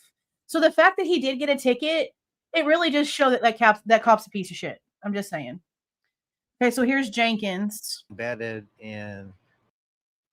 Now remember, Jenkins said that that little break-in situation that happened was never reported. It's all just stuff that's been coming out here. The person whose apartment it was has never come out and spoken. The story has been misconstrued and twisted by Nancy Disgrace and like all kinds of other people. But then Jenkins again comes out and says, it was never reported to us, so we don't know what you're talking about. That's important. So here's another former student for criminal procedures. He was more strict with his grading. He gave several comments of feedback saying, no, this is too broad. This isn't descriptive enough. That's a male. That's a male saying he was harsh in grading. A man, like I told you guys, there's both males and females that he wrote great comments on because he liked the way that they were answering questions. He liked the way that their work looked. And then there was both males and females that got a lot of strict criticism. Like the home dude with the earring just said. So again, how can you sit here and try to make it a sexist thing when we've had both sides coming out with both stories? It seemed pretty fair and across the board, in my opinion, just based off the people that are out here talking. Now here's this guy again. He seemed awkward and didn't look at us directly. Well, he was a loner. Barnhart, the wife is annoying as hell, bro. See, including his cell phone. 18 total contacts in his phone. One guy was maintenance and the other one was AT&T. I have like maybe 7. He called them mother and father even through text message with this like look of disgust on her face. Mother, where is father? Why isn't father answering me? She's like making fun of the way that he talks. It's so wild. Hours of talking and text messaging. What is that wrong with his parents and him having like a relationship? Of talking, text messaging. And we found all those selfies. We Like, very found much all those staged selfies. Selfies trying to catch himself in a certain manner. Staged It's not- selfies, trying to catch yourself in a certain manner. I'm sorry. If I'm going to take a selfie and try to be cute and shit, I'm probably going to take it a few different angles to make sure that I like the way that it looks. What do you mean? Has that dude never taken a picture of himself before, ever? The way that people word shit here whenever things are just so freaking beyond normal is wild shit to me. So it's okay that like the victims constantly took selfies of themselves and posted them everywhere. But if another guy who's just another college student, just like them, is doing the exact same thing, it's some sort of negative. And he's trying to stage himself. That's what you do when you take a selfie. You try to stage it with the right angles and the right lights and the right cuteness to make it look right. What do you mean? See, the exaggerated bullshit is where I get like fed up. Fed up. He never did something with it. He never took a selfie to send it to somebody else. Do they know that though? I guess they kind of would know that because they had his information. But he also can't say that because if he was on like dating profiles and stuff, which we know that he was because we have his information, he must have been doing something with those photos because photos go on dating sites. So I don't know how accurate that statement is. Maybe he's meaning like he didn't just like instantly send him through text message or whatever, but he had to have done something with them.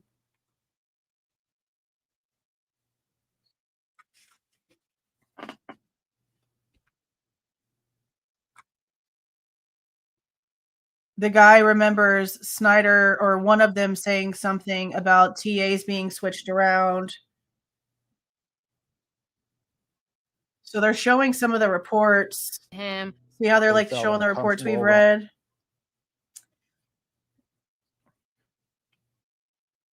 Talking about the girls' reports. Yeah, I still question this stuff. That he's very controlling. That he treated women a certain way compared to men. Well, that's not what Earring Dude just said. So try again. Or the other guy. The other guy wasn't like acting like he got great grades from him either.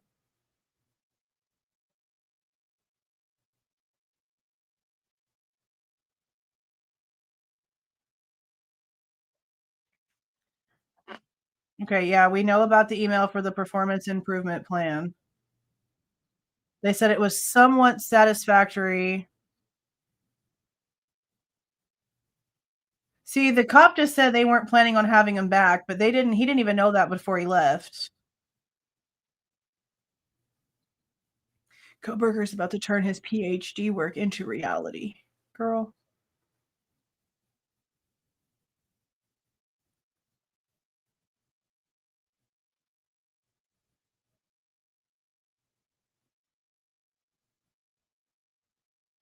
They're saying a sick way of carrying out his thesis.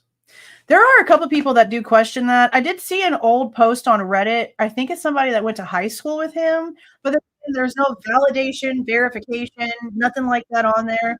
But that's one, like it came out like a super long time ago. I have a screenshot of it somewhere. But that was their theory, was that he had like done this for his thesis or whatever. But I sit there and I'm like, this dude had dexterity, mobility issues. He didn't know how to control a knife for literally nothing, even whenever he was like a kid, because he got let go from his fish fillet job. Like, yeah, he's got some like cardio going for him because he runs, he's taller, he's got longer legs. That's not a big deal. Jesse Harris, the guy who owns the boxing gym that like taught him things, even came out and said it wasn't for strength training or anything like that. We never did anything close to that. It was not competitive. It wasn't for anything. So other than like helping mobility, helping dexterity, helping balance, I just don't see how he could have gone in there and done all of these things, especially with Ethan, because I don't give a shit. Anything that was going on noise-wise, Ethan would have woken up if he was asleep, and there would be just like no way in hell. Just no way in hell. Ethan was an actual athlete. So no, that just doesn't work for me.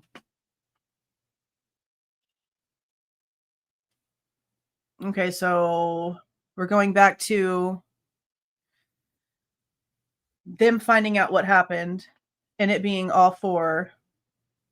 And that weird verbiage that Hunter Johnson used with Hunter Chapin.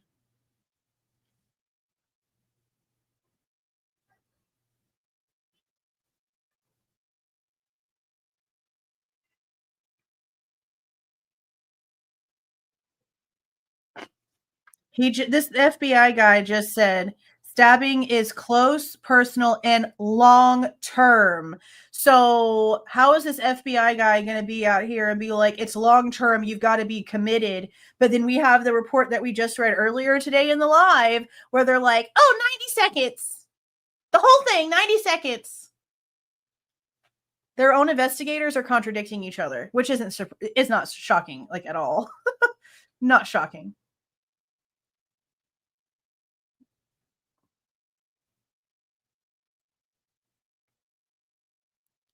Yeah, Hunter again saying as soon as you get there, you know something's wrong. Yeah. Here comes Dylan. And if you notice, like, I don't care like how long it's been since I've talked about a situation. If it's something that like emotionally effed me up, I'm going to get to a certain point where my voice changes, my hands start to shake. You can tell. The whole time that Dylan's talking, she's still. Like she's talking with her hands and whatnot, but she's not shaking. She's not having a real like emotional response. Because I was watching her I've been watching her hands a lot during the body cam. Just waiting for like some sort of tremor, something to tell me that she was actually feeling some sort of real emotion to the situation that would be relevant to the situation. And I know that some people don't get like that. I know that in the situation itself, like I'm not shaky or nothing like that. Like I'm real calm. But every time I would talk about anything in that capacity after the fact, it was definitely there. But at this point, it's been 8 hours. And you're supposedly just now realizing that, oh my God, we had no clue. But you're not really showing that emotion. You're really just not. But we already know why. Because she was on her phone the whole time and they knew. They knew.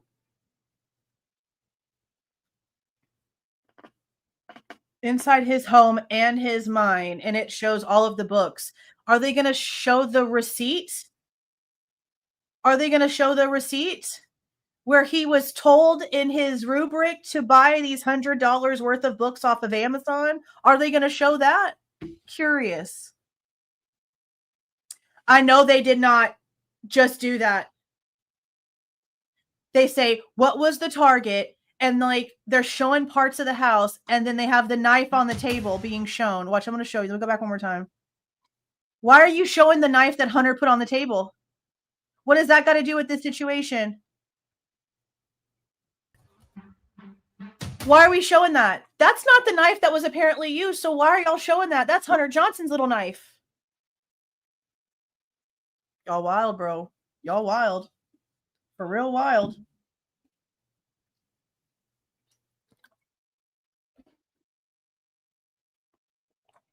Now it's showing a bunch of Greek row houses. There's the Sigma Chi house.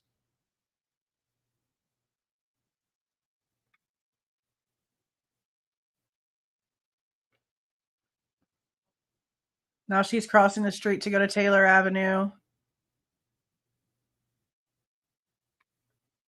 Why do they keep going back to that again? These 5 girls moved in. These 5 girls moved in. They keep saying that every time it like comes back from a break. It's the same thing.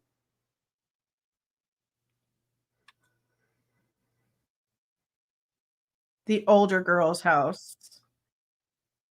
That's what they called King Road.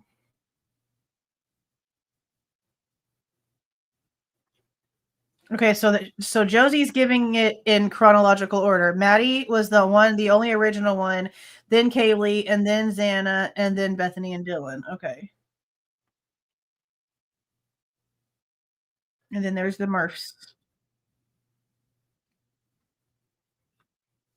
Oh my god, look how tiny Murphy was, bro. Oh my god.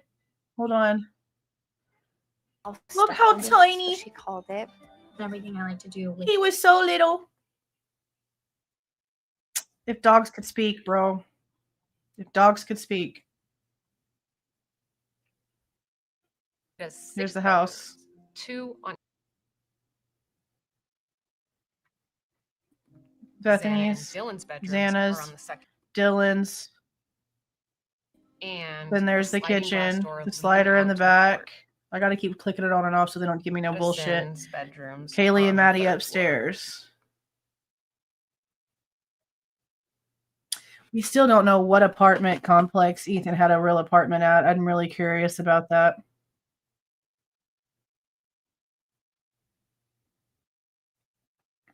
They keep going back to there was never anybody that shouldn't have been there, but there was plenty of like parties where we would see just like a bunch of randos all over the place. So that's not really true. I don't know why they keep saying that. That's not even accurate. We've seen it on the freaking body cameras.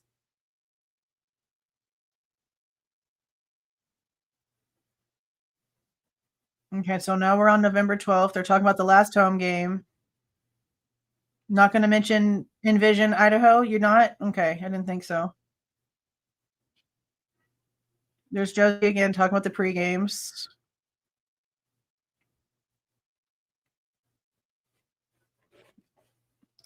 Xana was the one always trying to rally everybody together.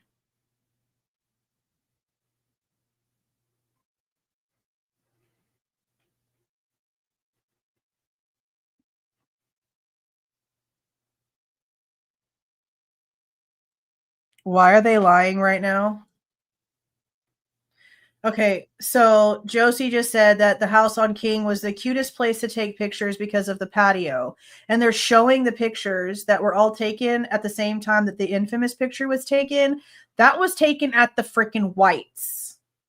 That was not taken on the patio or the balcony or anything at all when it comes to King Road. So I don't know why they're saying that while they're showing these photos, because we already know where those were taken.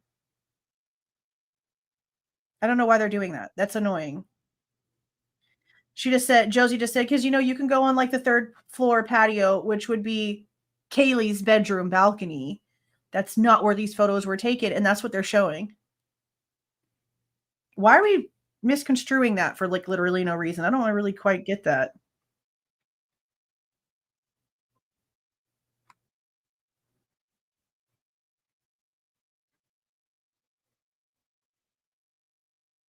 Again, she's talking about the Amazon series, saying that Karen shared these photos from that 3rd floor balcony.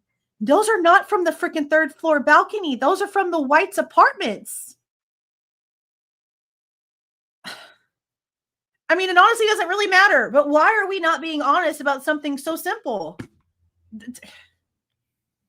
It shouldn't even bother me, but at this point, like, there's been so many misconceptions and untruths that it's like stupid, dumb.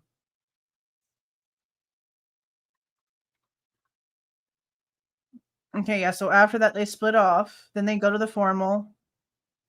Xana just waited for Ethan, probably, Hunter Johnson said. See, this is another misconception that we still need the freaking facts on. So far, we've been under the assumption that whenever Hunter and Ethan were done and they dropped off Maisie, they went straight back to Sigma Chi and that Xana was already at the party. What Bethany says is that Ethan shows up to King Road and walks them over. That's in the body cam of the interrogation. Scratch that. That was on a freaking interrogation of the interview that she did. And there's a huge difference between Xana already being at a party without Ethan and then he showing up and them all hanging out at home and he shows up and walks them over. And I don't know why we don't have that even concreted down. Why is that not something that we know definitively?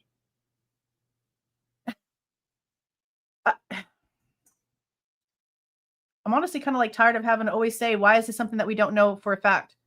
Why is this something that we don't know which way or the other for? It's really annoying. And I'm just me.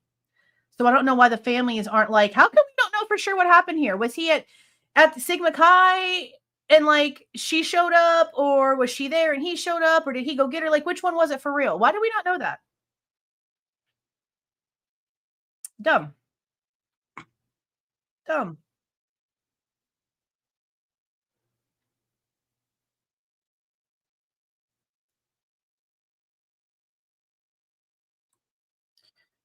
So Maisie talking about Ethan texting her and her not wanting to go, saying that she was going to bed. And then how he said, love you. And she didn't even respond. I was asleep by then. And remember, in the Amazon series, it was weird to her. She's saying it here. Her face right here is weird, bro. Like, okay, I'm going to show you the I love you. Look at her face. Well, yeah, definitely.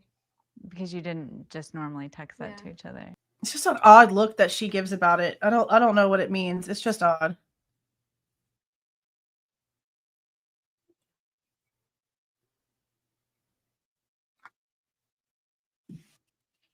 Okay, so now they're talking about the corner club. See, that's not true. And then they decide they need a snack, so they head downtown. So you're going to show all of the freaking reports that we've already read, right? But then instead of being like, they decided to go and meet up with people at another bar in town, but on the way to the bar, they decided, let's stop and get food. Because that's what happened.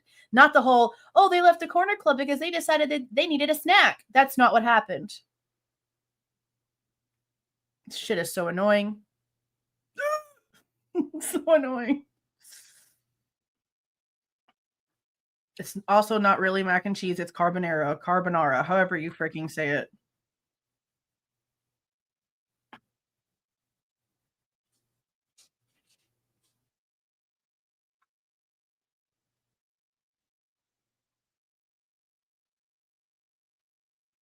Christy talking about the footage. How they looked happy. They did. They did look happy. Oh, they actually show a silver car for Eric Gower's car. Good.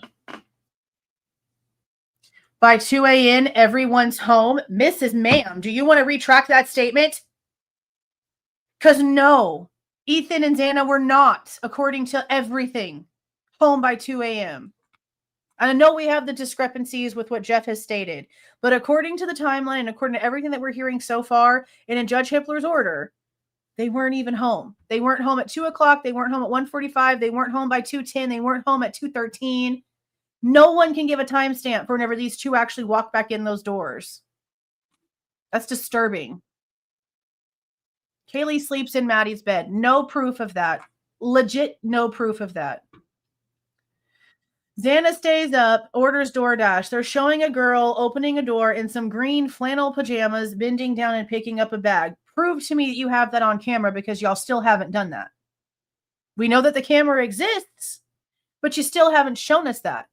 And again, we need to not forget that her TikTok time went from 4:12 a.m. to 3:16 a.m. once the actual authenticated records from the warrant got put in as evidence. That's a whole hour difference. And again, time zones don't change the minutes. It only changes the hour. So to say, oh, that's because of a time zone, maybe if it said 3:12, but that's not what it says. It says 3:16. And that's a problem, because you have yet given us proof of life for Xana around this time. Then whenever we also find out that the DoorDash order came from Ethan's account, that makes us have even less proof of life for anything. I don't know why they're acting like we can't see all this shit. A little after 4 a.m. Delivered a little after 4 a.m., Mrs. Ma'am. It was scanned at 3:59. These simple things should not be wrong. I don't understand.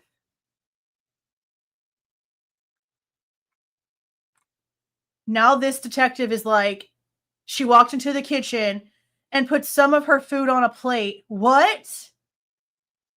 How do you know that she did any of those things? Why are you making shit up, bro?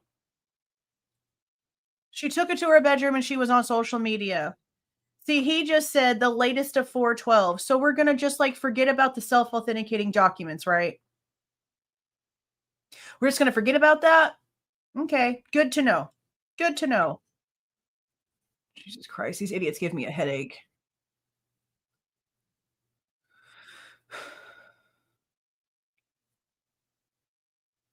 Here's Hunter again.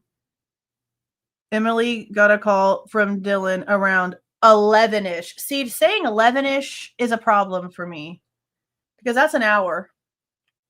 So I'd appreciate more, you know, specificity. Yeah, see how it's showing Dylan's name? That is not Dylan.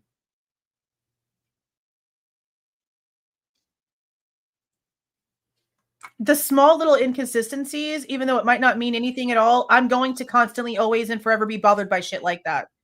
Because if we have truth, if we have documentation, if we have things saying otherwise, then why aren't they going off of the actual facts? Why put in more confusion? It doesn't matter if it has anything to do with anything or not. The fact that we don't have a clear timeline is disgustingly disturbing for how long this case has been going on and where we are right now. And these big people coming out and claiming, oh, we've got these records and we've got these records, and they're not being truthful about stuff is an issue.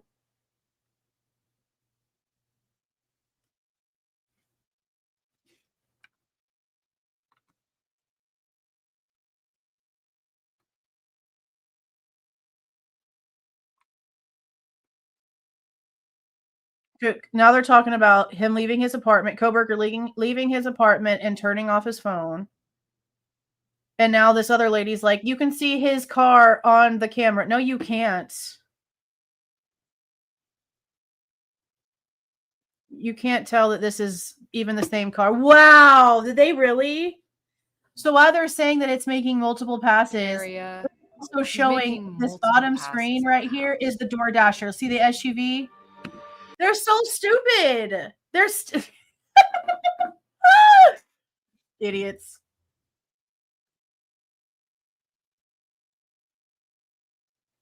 Okay, so they think he entered at 4:10 a.m.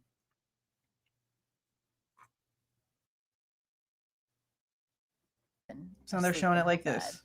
Dylan. Kaylee and No. Maddie had fallen asleep. No, together. Kaylee and Maddie had not fallen asleep together. She was literally on the second floor.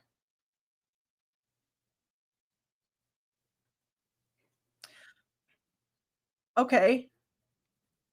So then, so explain to me.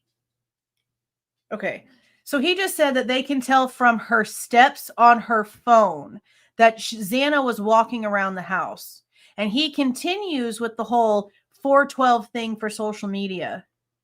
So then why do we have the self-authenticating documentation from TikTok claiming that it was 316? It's literally in the state's portion of the information that got released when they were going back and forth with all the motions in limine. We've gone over it 1,000 times.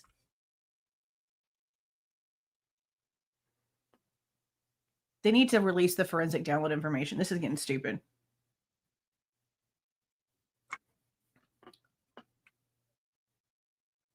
So again, through the kitchen, upstairs, found Kaylee and Maddie together. No.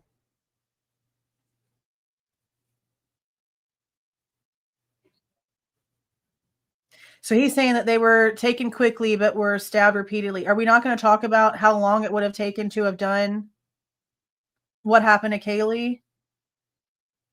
Again, the FBI guy saying it's long-term. You've got to be committed. Okay, so then you're still going to sit here and tell me 90 seconds? Come on now.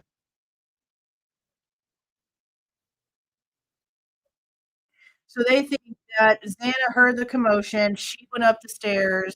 He heard something or hears the stairs.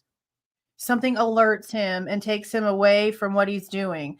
I don't see how, because they're both deceased. So it's not like it just like stopped and it didn't get completed. So that doesn't make sense either. So now she's claiming, so he chased her downstairs to her bedroom.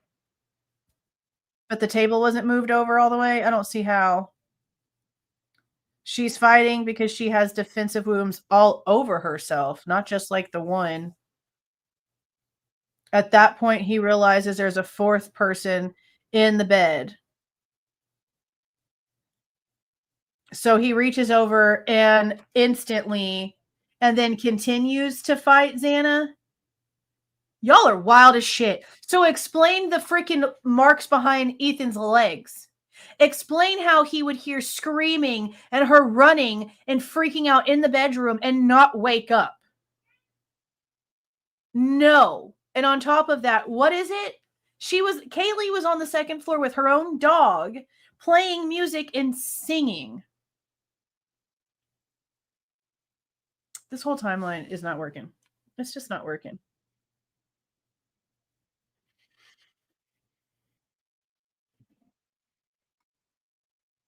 And now it's playing the thud. See, that's enough as it is right there. So they're trying to say, oh, he went in at 4:10 and it took 90 seconds to complete everything, even though the car doesn't leave until 20? Even their own timeline is contradicting their own timeline. But the noises go before 4:10 anyway, so they're just wrong all the way around.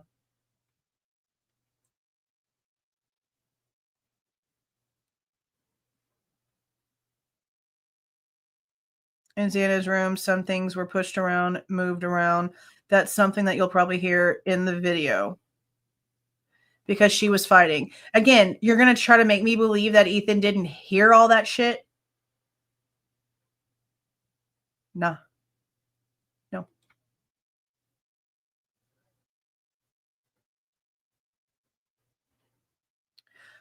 He comes face to face with another roommate. Hardly. Home chick literally... It's changed from I opened my door and he was right there in front of me within 3 feet to I saw his face as he was going out the back slider, which is a good, 15 to 20 feet away from her. And she would have to have, stepped all the way out of her bedroom in order to have seen that. So that's definitely a huge difference. So there ain't no face-to-face. She got, a whatever, but it's not right there in the hallway. Oh my God. He was walking out the back slider. Huge difference. Huge difference. Initially, she thought it was the dog Murphy. Now here's the whole "it's okay, I'm here to help you" thing. They think that he's the one who said that to Xana.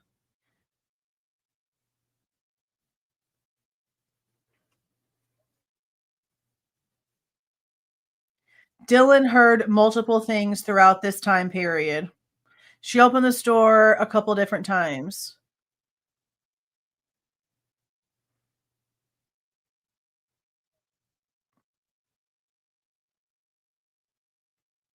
Basketball player description. No, see, the FBI guy just said, and bushy eyebrows. That wasn't even said in the body cam. I'm pretty positive she didn't say a damn thing about bushy eyebrows in the body cam.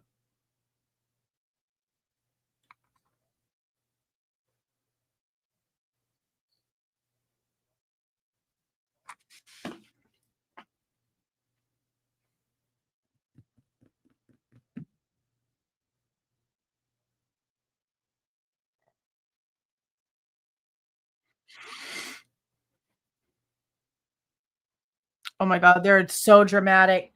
Look, they're showing the Kohberger impersonator passing by what is supposed to be Dylan's room and touch it. Can we not with the dramatics? This shit's sad enough, bro. Come on. Dylan is terrified. She starts texting Bethany, "Thank you for admitting that there was fear," and she still chose not to call 911. And again, with the whole she had been drinking. I want a proof of that. I want proof of that. Because the reports are pretty much proving differently when it comes to the alcohol content. I'm just saying. Mad dash for Bethany's room. And saw Xana and was on her phone and was doing all these other things.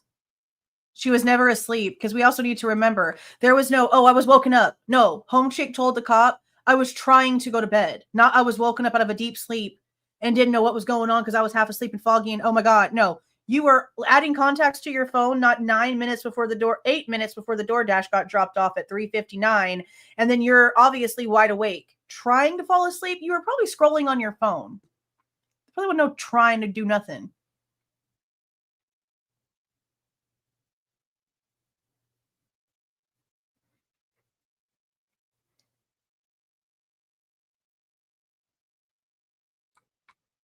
Now they're saying there's the selfie.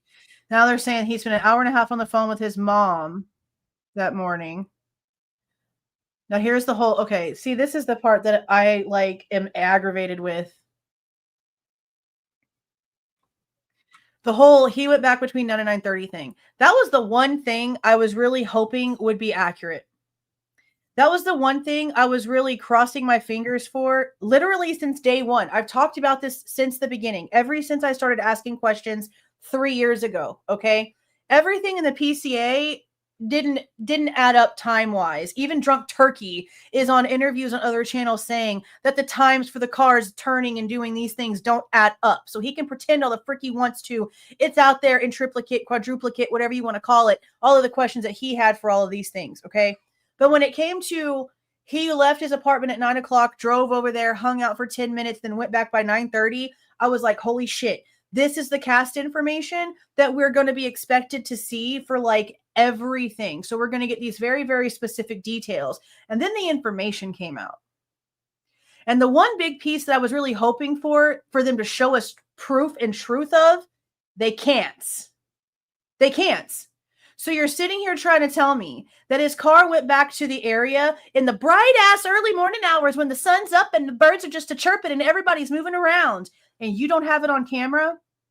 You're trying to tell me that you've got Ridge Road and all these other cameras that saw all these things apparently in the middle of the night and 4 o'clock in the morning when it's dark as shit and nobody can really see crap, but you don't have a daytime camera that shows him coming back over there? And then the one camera that they do talk about is a white car, no license plate, no true description, just a white car matching the description, driving south on 95, not in the King Road neighborhood. The one thing that I was really freaking hoping that they would be able to produce and show proof of, they can't. So what am I supposed to think about him moving around, or his towers moving around between 9 and 9:30 whenever they can't produce any proof he was back in that neighborhood? Because again, the sun is up. The sun has been up for hours. You don't have his car on camera nowhere? Okay. Issues. I had this for 3 years waiting for that shit. Then all the information came out with all the motions in limine that were filed, and I was like, damn. The one thing I was really holding on to, they completely failed. Completely failed.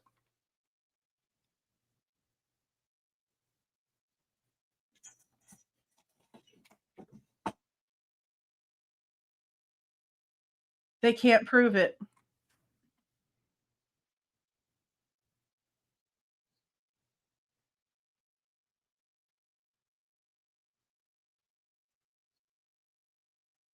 So now they're saying that him going back that morning was an absolute crucial mistake, but you haven't proven that he went back that morning. I don't see how you have a car going south on 95. Obviously, it's on a camera somewhere, but what about all the other cameras? What about showing him leaving WSU at that point? If you go back in the actual documents that we've done videos on that are out there for the public, there's nothing showing him leaving that morning from WSU's cameras. They have it in the 3 o'clock hour when they want to believe that he was leaving to go and commit the crime. But when it comes to this portion, where's the daytime cameras catching this shit? It doesn't work for me. Produce concrete proof or shut up.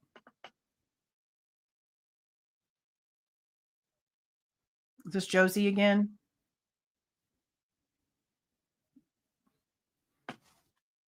So they were all in Josie's room whenever Dylan called in plea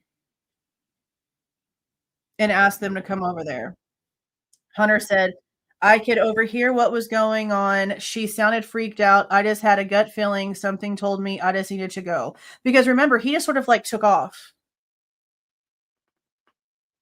And Emily and Josie and the boyfriend, Josie's boyfriend, who was also there, showed up behind him.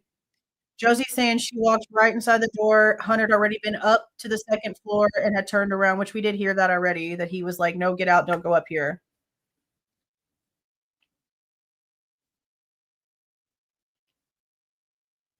Yeah, he did tell them to just like get out.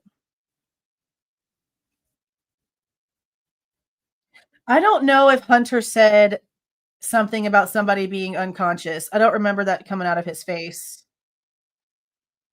Or them even claiming that he said that word. I don't remember that. How they're just showing the body cam stuff again.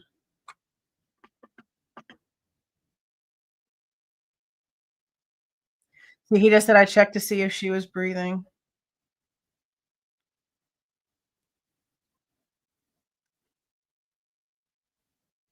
No, no one was prepared for 4.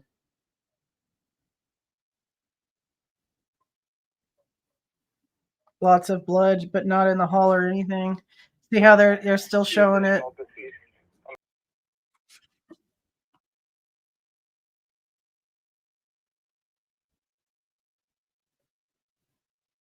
Okay, now we have Bethany coming from across the street. You know, because she wasn't there whenever the cops showed up. She was across the street somewhere. But then again, there's that car that's just like magically in the road. So where were you for real after that 911 call? Because you couldn't have gone very far. She's the one who was the first voice. I kept calling her name and she wouldn't answer. And then I saw a guy. Oh my God. And you still didn't do freaking anything, you idiot.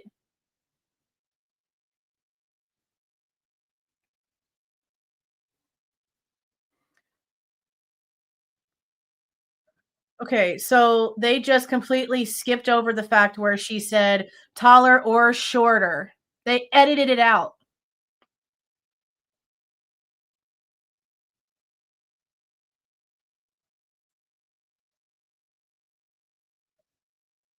See, she's even saying here, I'm pretty sure that he went out the sliding door to the kitchen. So then why are you sitting there telling ISP that using that door wouldn't make any sense because you have to scale a tall wall to use that door? So asking Gilbertson, what did you see? He says, Xana was there. She was laying on the floor. Ethan was on the bed. Yeah, I wish we had more like descriptive proof of the way that they were, because the way that they're describing Ethan doesn't match the photos. Okay, so here's Hunter Chapin saying that he got woken up. He walked over to Johnson. He didn't see Ethan. He thought he was just inside helping whoever needed to be helped. Hunter Johnson came up to me and I said, where's Ethan and Xana? They're not here anymore. That's such a strange thing to say.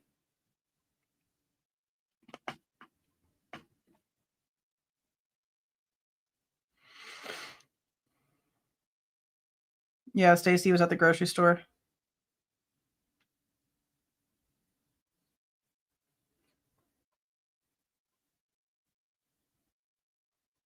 Hunter kept calling her. She kept ignoring it.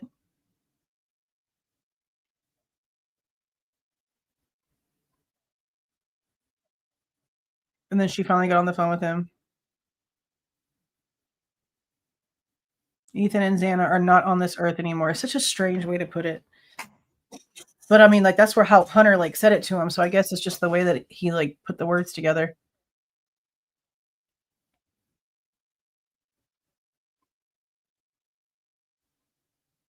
And then she had to call Jim.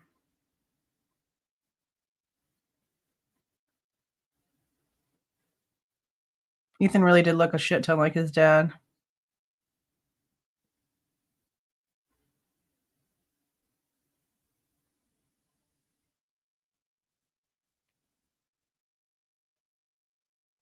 So here's Josie saying they still didn't know where Kaylee and Maddie were. They didn't know where Murphy was. And then they got the homicide alert. Because that is something that they said, that they didn't really know for sure what was going on, but then they had like an alert on their phone first. And that's how they first found out. 5:17 p.m. is the one that said 4 people had been killed.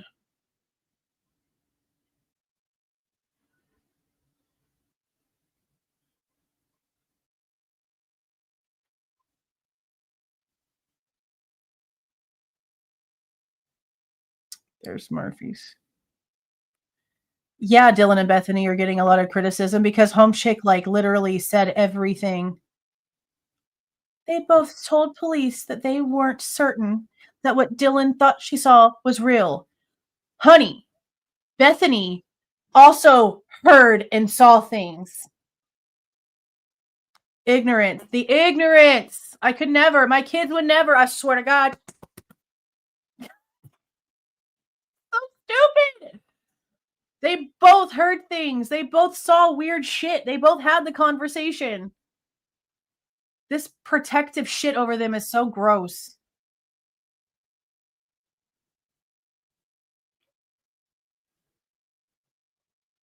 So as they walk into Maddie's bedroom, they get their first... Okay. Exactly. Comforter was taken off. The FBI guy just said, okay, when I put this on the screen, can y'all hear it? Because I know I'm like flashing that shit up there, okay? I'm going to play this. I swear to God, ABC, don't mess with me. Give me 5 damn seconds, okay? Over, the girls take the comforter off. Take the comforter off. Lo and behold, there's a knife sheath laying right there. For a No, that's not it. That's reenactment, okay? So they're admitting now that they moved the scene, that they manipulated the crime scene because they removed the comforter. The comforter should have only been removed whenever ISP walked in to start taking their crime scene photos and to start collecting evidence. So how are we seeing the damn knife sheath way freaking earlier before 1 p.m.? Because that's what Chief Fry is claiming in his little interviews that he did for the stupid piece of crap waste of tree book that Barrett called and told him before 1 p.m. about the knife sheath. So you're telling me that you went in there and you moved the blankets and did all kind of shit before the forensic team got there? Was Payne? Is that what Payne was doing whenever he was hanging out in the room for a bit? This knife sheath is the biggest conundrum of this entire case. And this FBI guy apparently worked the case. He keeps very much making it as if he was part of it. So again, it wasn't just out there in the open that was visible by the door. You could see it from the doorway. No, you had to remove the whole blanket. So the knife sheath was completely covered by a blanket. So are we supposed to believe that they believe that Bryan Kohberger covered the girls up with the blanket? Because that's weird. And on top of that, Ethan's torso, like midsection, was also covered with the blanket. And he was naked besides his socks. Blanket. Over his private area.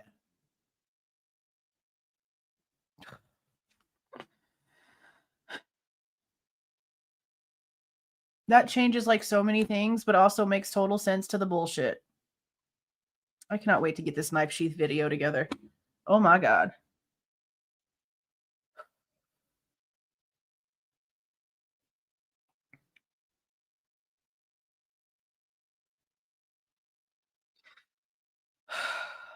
How is it underneath a blanket? How is it just under a blanket? It shouldn't have been all the way underneath the blanket. Because they were both covered up with this blanket. How? God, that doesn't work for me. In his interview for James Patterson's book. I'll show you the page. Because I have it marked for whenever I have to do my review video.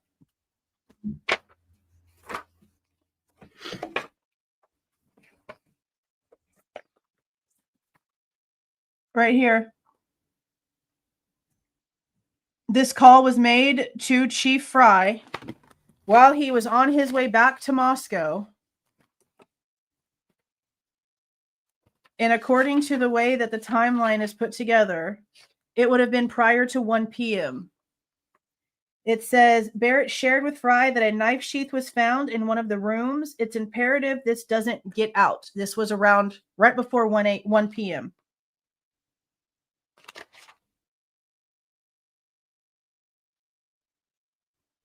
Amazing. Yeah, right here. Page 6. Chief Fry did this interview. Chief Fry spoke directly to these people and did this interview. So there's that. And I'm pretty sure that Chief Fry's phone records will also show that. It goes into an entire timeline for a good, 4 hours. And, I had to go in and try to figure it out. I don't even know if I finished it, but I'm going to show it anyway. I had to go in and try to, figure out, what time they're freaking talking about because Idiot doesn't actually put any timestamps in. But it would have been before 1 p.m. that Barrett was telling him that they found a sheath. And ISP didn't apparently start doing anything in way of collecting evidence until sometime after 4 p.m., according to the original PCA. But now we can't trust that either because that's whenever they're trying to tell us that Payne and Blaker got there, and that's not true anymore. That's not true anymore. So whenever I do this whole knife sheath video, I'm going to have to formally apologize to Kevin stupid Fixler. But honestly, it's his fault that I went off on his ass anyway, because a whole week before any of this stuff, maybe even longer, 2 weeks almost, before any of these documents came out proving that they lied to us about the timeline, he had something in his article about Payne getting there at 2 p.m. So how did you know that, Fixler? How did you know that so long before the official records were released from Moscow Police Department, whenever there was still a gag order? How did you know that? So I'll apologize for saying that you were wrong, but I'm not going to apologize for my attitude because how did you know that? And if you've known that for so long, then why did you keep that such a secret that the timeline for the knife sheath was a lie? Why not let that be the focus of your article instead of all of the bullshit? Journalism is dead. Plain and simple.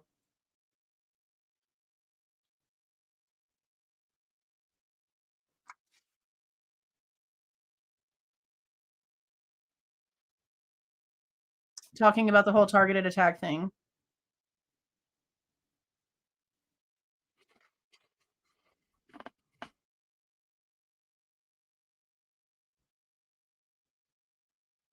Okay, where are we at now? This presser with Lanier talking. Okay, so now they're talking about the canvas.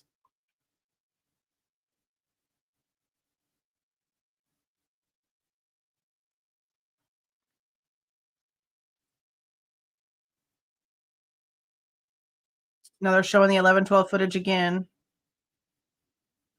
They can't prove that this is the same vehicle.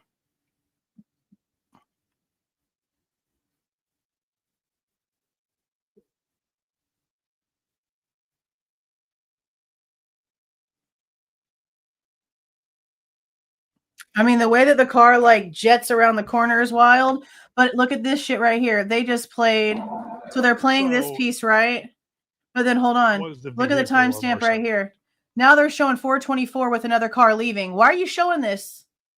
Why are you showing this as this FBI guy is saying we believe that this was our subject? Let me replay. ABC, you can kiss my ass because I'm about to show this again. Listen to what he says. See is burning out of that neighborhood. So we believed at that point this was the vehicle of our subject. 4:24 timestamp. Why are y'all showing that?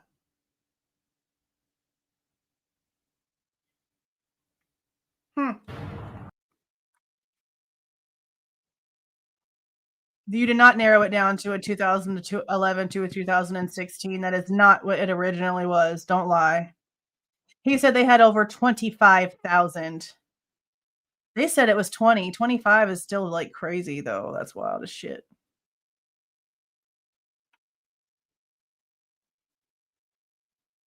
God, this knife sheath thing is going to piss me off.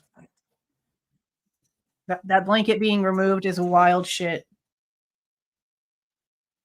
Under Maddie's body in the bed.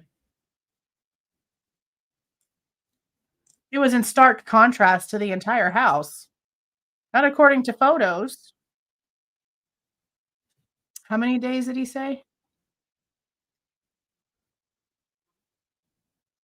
4 days in, the lab came back and said they had a sole source male DNA found on the button, but there was no matches. What about the rest of the DNA? On the back of it. See, now he just said it was flown to Othram. I wish that the guy that took the stand in January would have said that, but he didn't say that. Talk about wide eyes. This guy's eyes are a little wide and creepy. Look how wide his eyes go. Are people going to say that he's the next serial killer because his eyes open wide like that? Still, I'm so curious.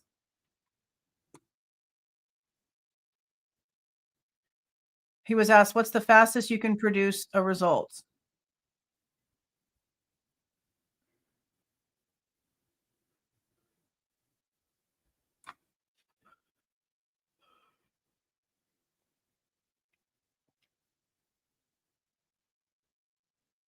Sergeant from Moscow Police Department got on a plane in Boise and flew directly to Texas and hand delivered it to Othram. The scientist, the scientist that apparently went with him said that it was a Boise cop, not a Moscow Police Department cop, and that the cop is the one who held onto it the whole time. Which maybe for chain of custody is how it should have been, but to me, if it's a science item, the forensic scientist probably should have been holding on to it. They brought us down a tube of DNA that was remaining from that knife sheath. Yeah, I have issues with that. Because it might have not even actually been a swab that ever touched that knife sheath. They brought them a tube of DNA. Yeah, I have a problem. He's saying it contained, okay, see this part right here. Listen to this. That. ABC, I'm telling you right now. Let me get to the right part.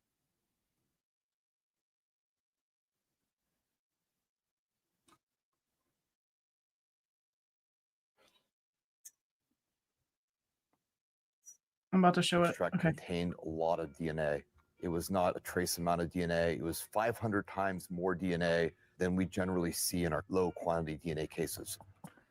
500 times more than they normally see. I have a lot of issues with the way that that's being put out here because it was a tube of DNA. It was already manipulated in order for them to be able to do what they needed to do with it to begin with. And it wasn't the original source of the DNA. It was something that was sent to you in a tube. I have so many issues with that. Especially with the stuff that Lisa Larkin came out and said. The way that they handled Gabriela Vargas. I have so many issues with this. And this is where people are going to be like, oh my God, you just think every expert is lying. No, I don't. I think that they got whatever they got and they did their work based off of what they were freaking given. But whenever they're given a tube of DNA and they're not there to do the extraction themselves, whenever they're not there to see everything themselves, how can we validate that that tube of DNA actually came from that knife sheath? I have a big issue with that. And again, both sides have called it touch DNA. Now, there is a replication cloning process that's done with the plasmids in the DNA in order to make it to where DNA sequencing and things can actually be possible. That's why I want the original. Like, I know that we have a report that has like an amount in it, but I want the original information from before they started doing anything to the sample. That's what I want. That's what we need. That's what we need to know exactly what's going on here. The technology at Othram is then able to build a profile that's uploaded to I gotta take this off.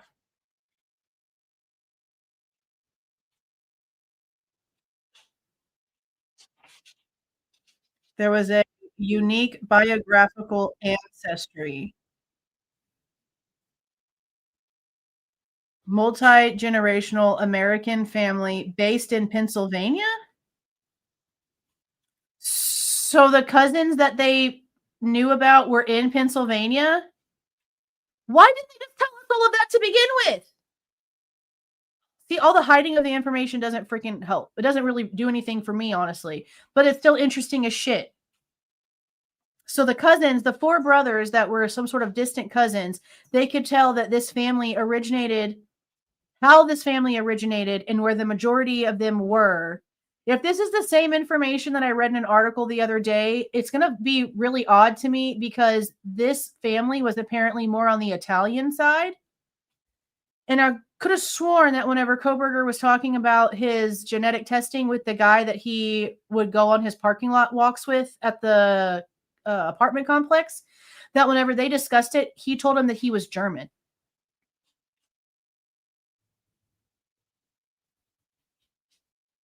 So that's interesting.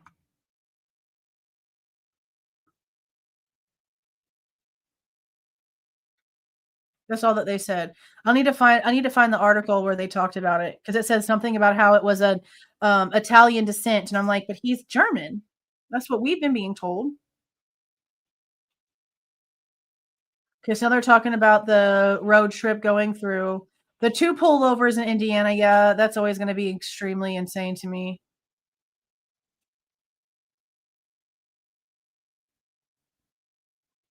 Following too closely both times. Yeah, it is odd as hell. I don't give a damn. By the time they got back to Pennsylvania, FBI took over.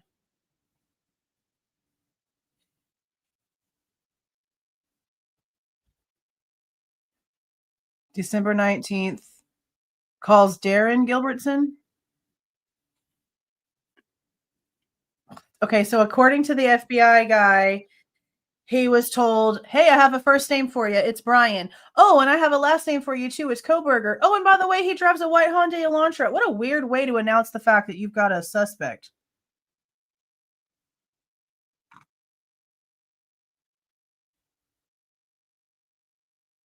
Mm-hmm.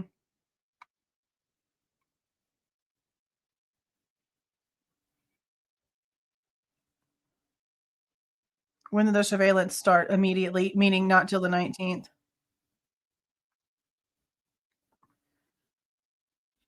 He left the house 3 times that they noticed, and he had rubber gloves on every time that he left the house. They pulled the trash. Yeah, we know about the trash. See, they made contact with the trash company in order for them to collect the trash. So then how come they keep depicting it? They're not doing it here. They're actually doing it correctly here. But how come they've kept on depicting it as if they ninja'd up into the yard and stole the trash in the middle of the night? That's not what happened. We literally were told in court by Ann Taylor that it was a thing with the trash company so that it looked normal. So I'm glad that they at least depicted that correctly.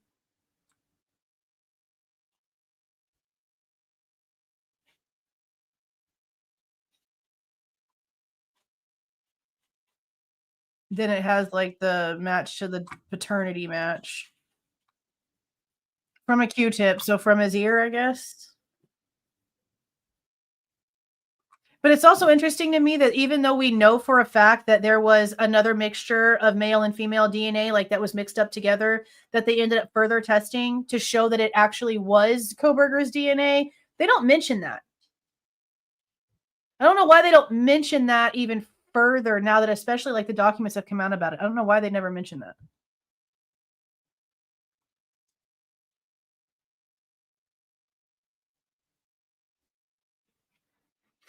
Yeah, the arrest news was wild.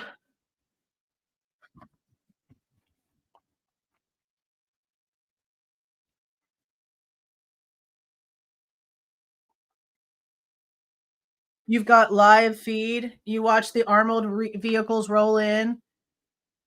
So that's really the only thing they're trying to say they really have? We got live feed. We saw the armored vehicles rolled in. They made entry, and we get the call out that he's in custody. Man, there ain't no way there was no body cams. Just ain't no way. We've got 13 minutes left.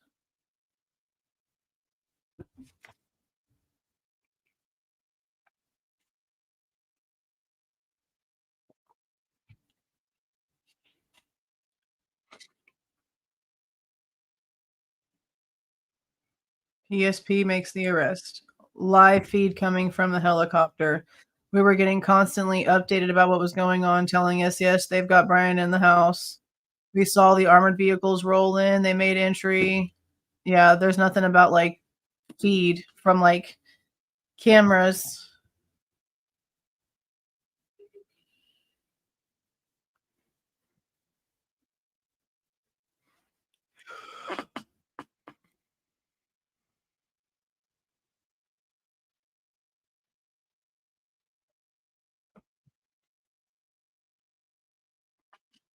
Just showing like town photos of the Pennsylvania town.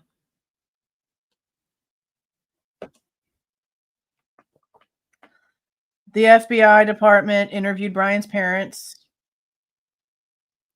We do know there was conversations among the family about, hey, Bryan does drive the car like that, and it was immediately just squashed. There's no way Bryan could do this.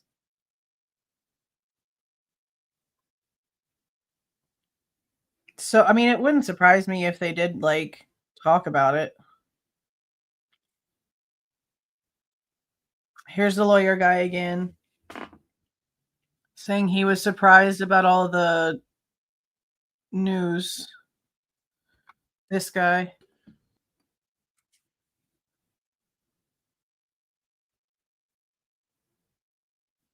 Now it's the search warrant of his apartment. And the photos. The Spartan place.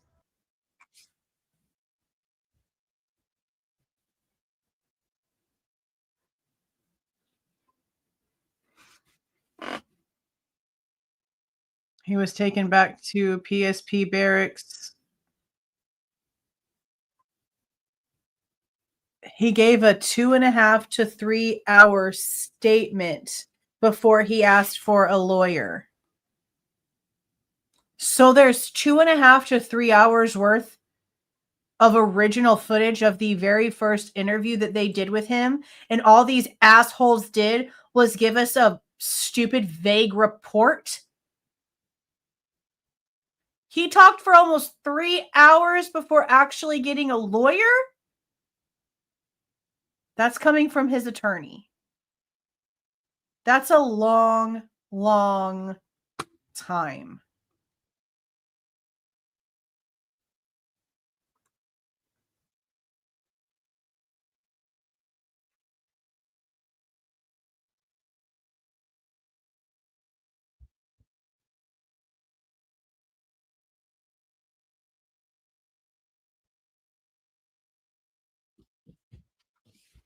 The lawyer in Pennsylvania knew that whatever was going to happen, it was going to end up being a death penalty case. I agree. Okay, so now they have to look in the Pullman airport for, remember, Operation Turtle Shell? Where's the airplane? And remember, the asshole cop about the seatbelt thing was on the Operation Turtle Shell thing. Now they're showing pieces of court. They went through everything. Yeah, we know they went through everything. K-bar purchase from Mark.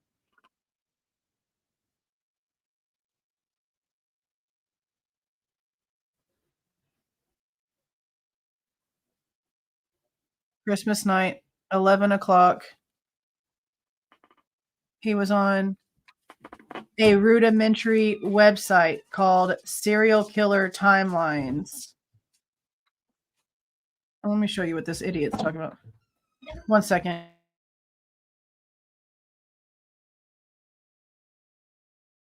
Okay.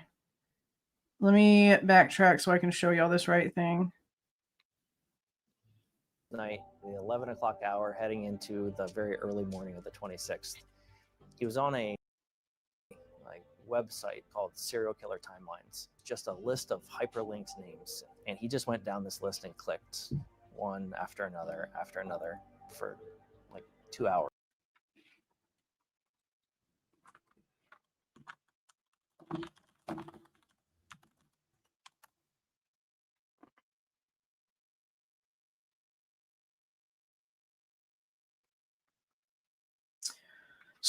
So I don't see a website that is specifically called that.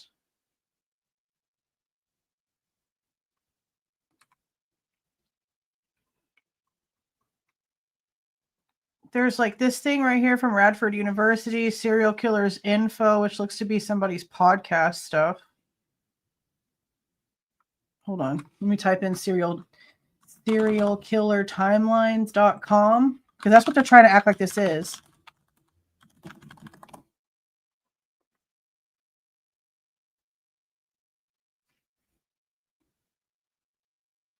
It doesn't even want to go. See? It can't be found. Okay, well, then I need you to give me something that makes like actual sense.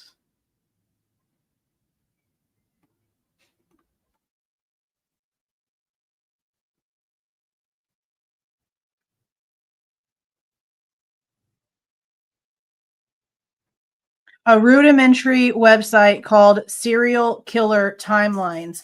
Well, I just typed it in and it does not exist. There's serial killers info.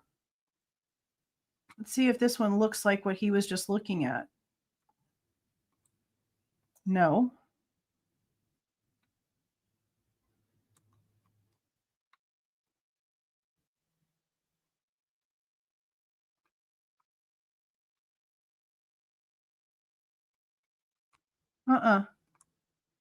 Like even this one right here that even has like something about serial killer timelines. That's this one right here is this one. And like I'm clicking right here on timelines. It doesn't look anything like what the hell he's talking about.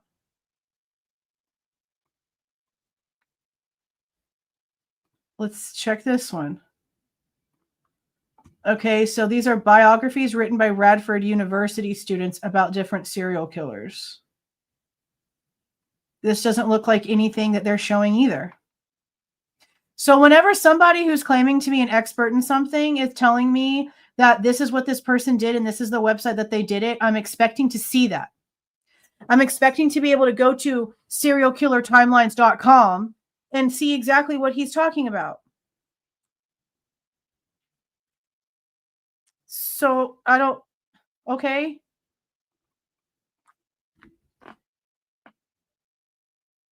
Well, I just tried to find it. So maybe he's got the website wrong in his interview, but it doesn't exist the way that they're trying to say. So I'd like for them to produce that information. December 27th, there's a show he watched. YouTube about Ted Bundy.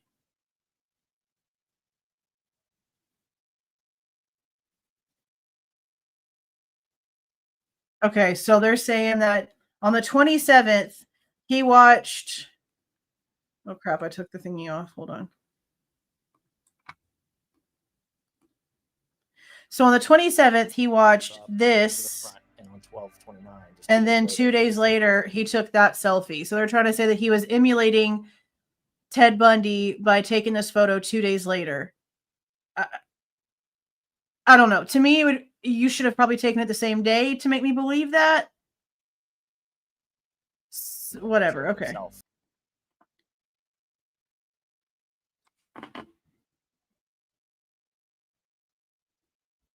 Exactly. Okay, so she just said it again, even though that they couldn't provide a direct link. Okay, so apparently something was interesting on his phone. The FBI gave us keywords and told us to search for these things. This is the Barnharts. So apparently they're claiming that there was a hit for Mad Greek on Bryan Kohberger's phone.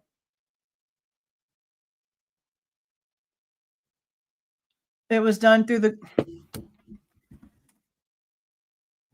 on the Google Maps app. Okay, so it's not a connection.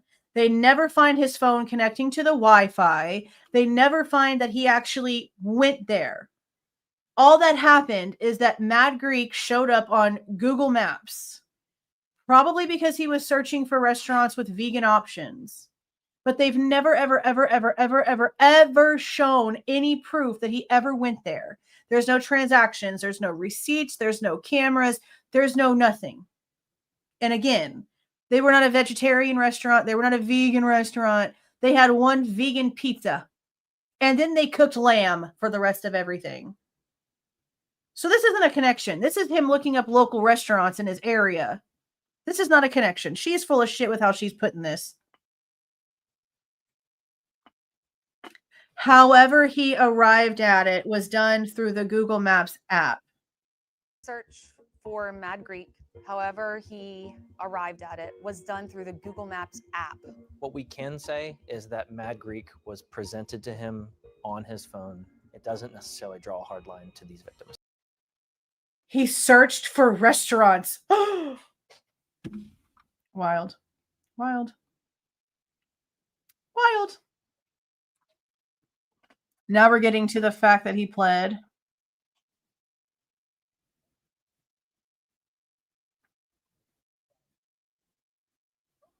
This part makes no fucking sense. No sense. Dude, he can't even like stand up straight. Like he goes to stand up during the sentencing and he's like wobbly. Kind of proves his dexterity problem. Thompson just said, "We got what we wanted." And Homeshake was like, "Hold on a minute."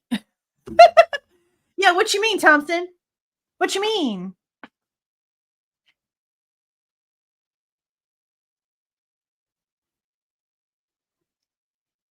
There was no legal way we could have compelled those, but you didn't even bother to ask. And here he is.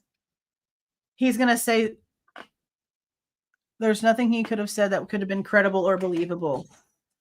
I'm surprised he didn't bring up the FBI profiler like he does in every single damn excuse about never getting more information. If there would have been details and a location of the weapon, then this would be a different show.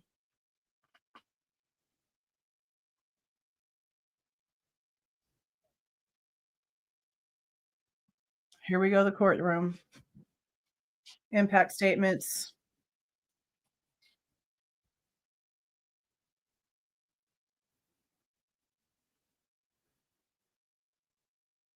Like, I wouldn't care about her speech if she didn't call for, like, the most disgusting act ever. Like, feel how you feel, call them stupid and dumb and all those things. I don't give a shit. But whenever you're calling for something so horrific, it's an issue for me.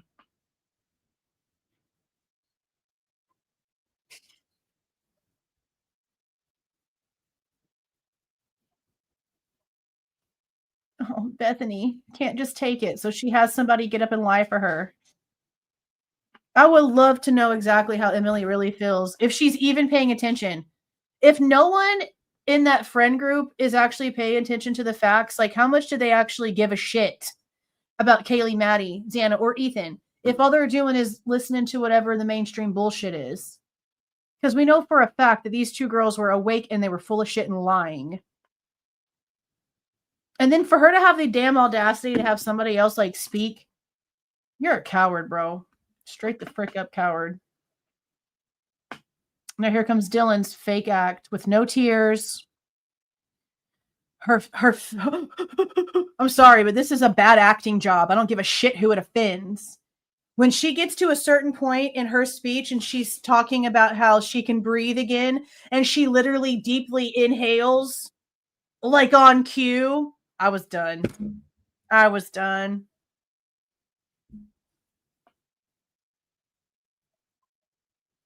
Somebody wrote this for her. She's so full of shit. See, oh, they played it.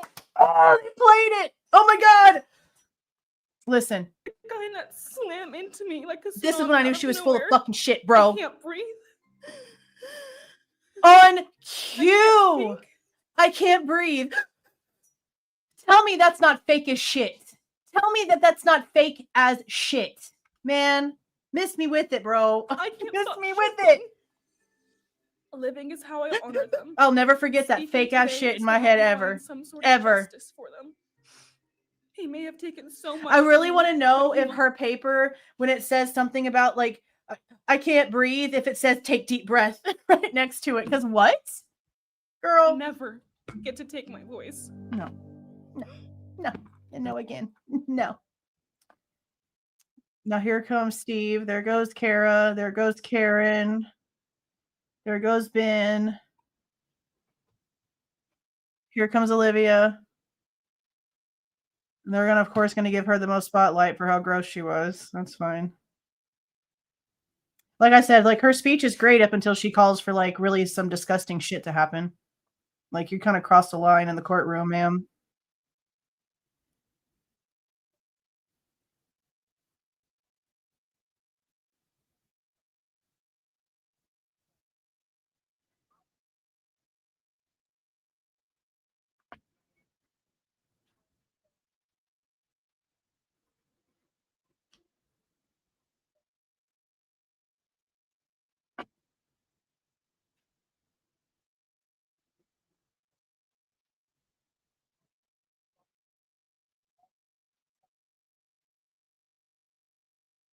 That black heart on the table. Did we ever get any more information about that?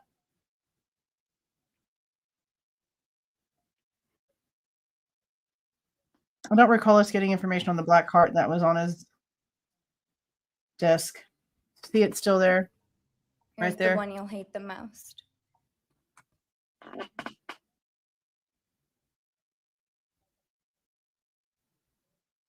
I also don't understand why she was like, if you wouldn't have come in there in the middle of the night like a pedo, like why are we going there with this? This is not the situation. That's insane. The Chapins have a dog just like Murphy? The Chapin family was not at the It's not Murphy, you can tell by his face, but similar.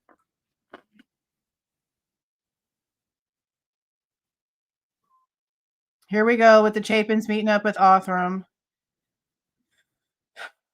I don't give a shit. The Chapins will always get on my damn nerves.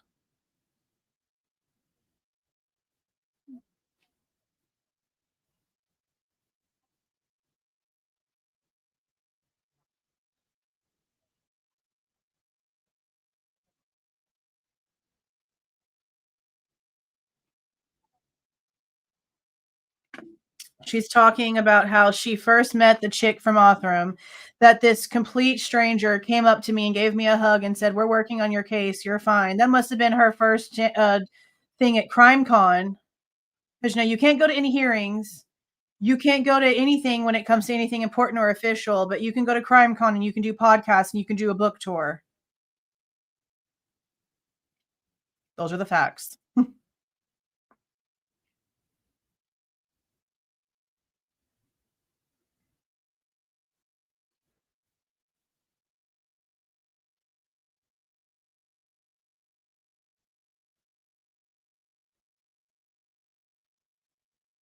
There's Xana with the teddy bear thing again.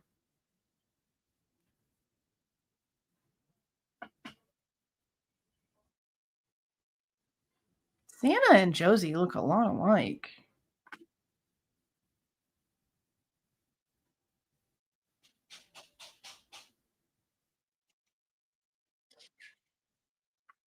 Okay, I think this is over finally. Yeah. I wasn't impressed. The only thing that they kind of did right was like the trash can situation when it came to getting the trash. But that's it. That's honestly it. Oh yeah, there's a book called The Boy in Blue. Yep, she went on a book tour. She talked to Jacob from Twilight. She did all kinds of stuff. But didn't go to court. Didn't go to court. Learning anything about the true evidence, learning anything, going to court, going to any of the motions, none of that stuff served them. So they just didn't do anything. Except for the things that got them in front of the camera in other places. Yeah, that's why I don't really care about any of that. That's why it's victims and victims first. And so whenever they start coming in and erasing Ethan from existence and going by twins instead of triplets and everything else, I'm just like, bro, you're a loser. I don't even want to deal with you. I feel bad for the legacy that you're like erasing for Ethan. You're basically making it all about you instead of your son is what you've done. It's just gross. That part too. That part too. There's an interview I have a clip of where she says that she played that card about how Ethan would want them to go back. Ethan would want this. Ethan would want that. And we played that card. You guilt tripped and manipulated your children to go back to the same college where your son was just murdered. not giving a shit that your other son now has to go and live in a house that his window literally looks at King Road where his brother was murdered. None of y'all gave a shit. I'm sorry. So you chose to put your son through complete mental anguish for the rest of his college career, is what you're telling me. Yeah, great parent. Great parent. It's just gross. You did? They do look alike, don't they? Definitely more now that her hair is longer. They're both very pretty. Xana, to me, was prettier than Josie, but they're both gorgeous. They do look a lot alike. Yeah, like what if they really wanted to go back, then you wouldn't have had to play that card, Stacy. It's so gross. Right? And she's talking about it was just an uncomfortable situation. Where? Where? At the DMV? Once every freaking 20,000 years, it's a little bit uncomfortable. You're grown-ass adults. What are you going to the DMV together anyway for? It's only going to be uncomfortable in that one situation. So because of that one off-chance situation that's not going to happen again for another 15 years unless you let it, you just want to be twins instead of triplets? I'm sorry? Disgusting. What? No. Insane shit. Insane shit. But yeah, they were incorrect about a lot of things. The fact that they have Dylan being the one who like was on the 911 call first several times.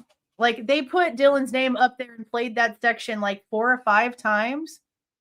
Y'all didn't think to like, maybe we should look at the transcript before we put this on the screen for millions to watch. No. Isn't there like sections and levels to this shit? Nobody did like any sort of like quality check. Just wild to me. Like I am so precise about everything that I do, and I do it alone. I do everything on this channel alone. There's no mods. There's nobody that goes in and does anything. I do the research. I do the recording. I do the editing. I do the posting. I do everything.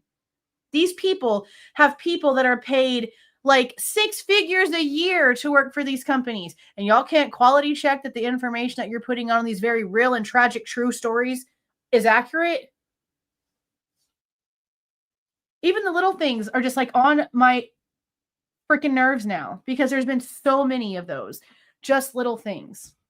The only thing that we really got out of this that honestly we kind of have to listen to is what the FBI guy said about the blanket being removed off of the girls. And that's whenever they then saw the knife sheath. And the only reason we have to listen to it is because it sounds like he worked the damn case. Sounds like he worked the damn case.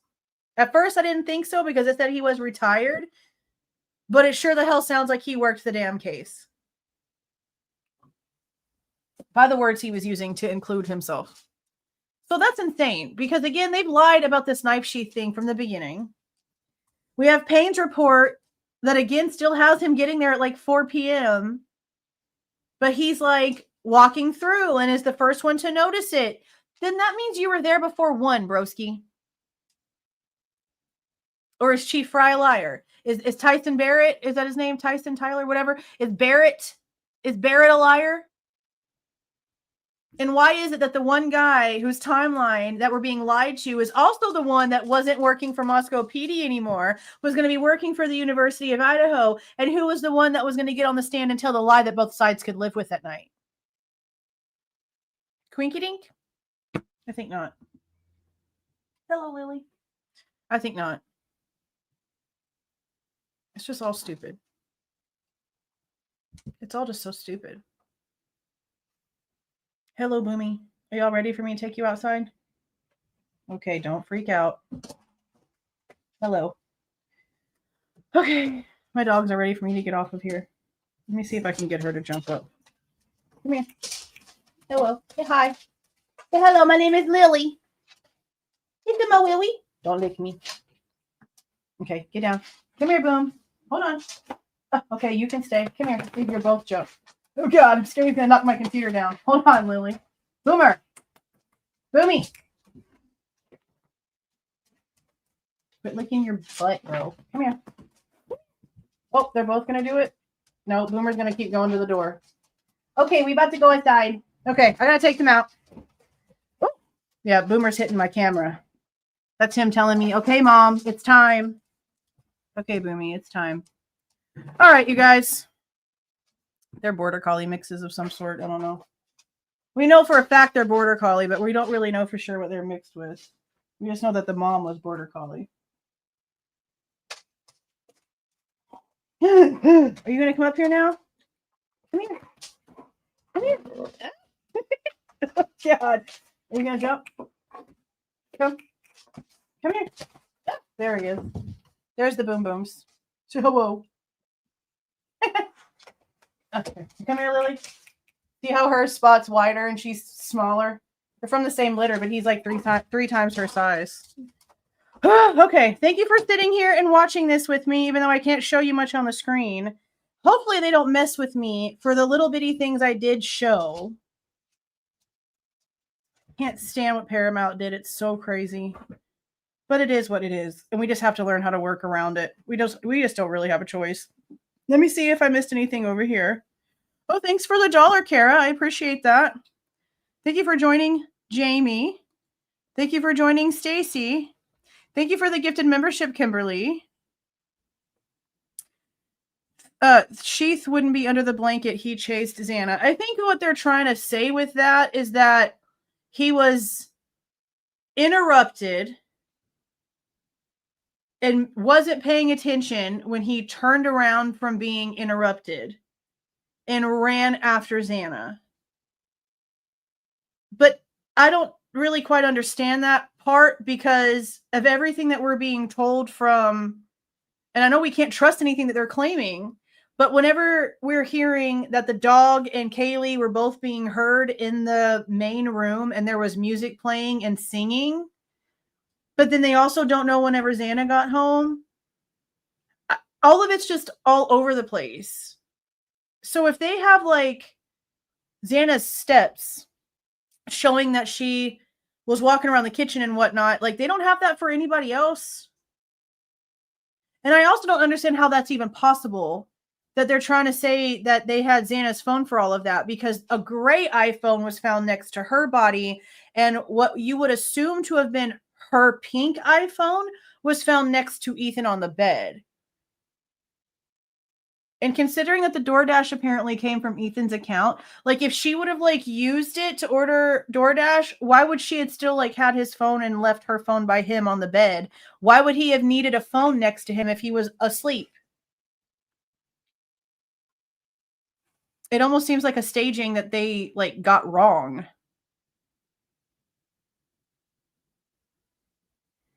I hate all these damn details. I really do hate these damn details. Thank you for the other gifted membership, Kimberly. I appreciate that so much. Okay, I'm going to go take these doggies out. I appreciate you guys being here. Yeah, I think they said it was like underneath her head on the pillow. Something like that, yeah. Well, thank y'all for caring about facts. I mean, even these little bitty things. Just like them saying, oh, the third third floor patio, which would be Kaylee's room, because they're talking about the King Roadhouse, being where we take the cute pictures and blah, blah, blah, but then showing the whites where the picture was taken that they're talking about. I don't understand why we have to have those kind of misconceptions. It's just so stupid to me. And I know it doesn't have anything to do with anything. It really has literally zip to do with anything. But there's no reason for those simple things to be misconstrued at this point. Like, why are we doing that? Why are we doing that? I just don't understand. I just don't get it. Thank you for the gifted membership, Jamie. I appreciate that. So congratulations to those who got y'all's gifted memberships. There was quite a few of them in this one. So I very much appreciate that. Thank you so much. But I am going to go ahead and get off of here before my dogs keep staring at me, because Boomy's giving me some side eye. Let me go ahead and roll this out real quick. Please do not forget to leave a like on your way out and subscribe to the channel if you are not subscribed already. All right, you guys. I'll be back tomorrow so that we can finish the last, I think it was 11 documents. Is it 11?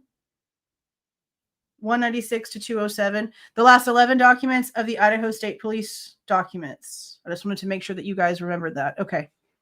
See y'all.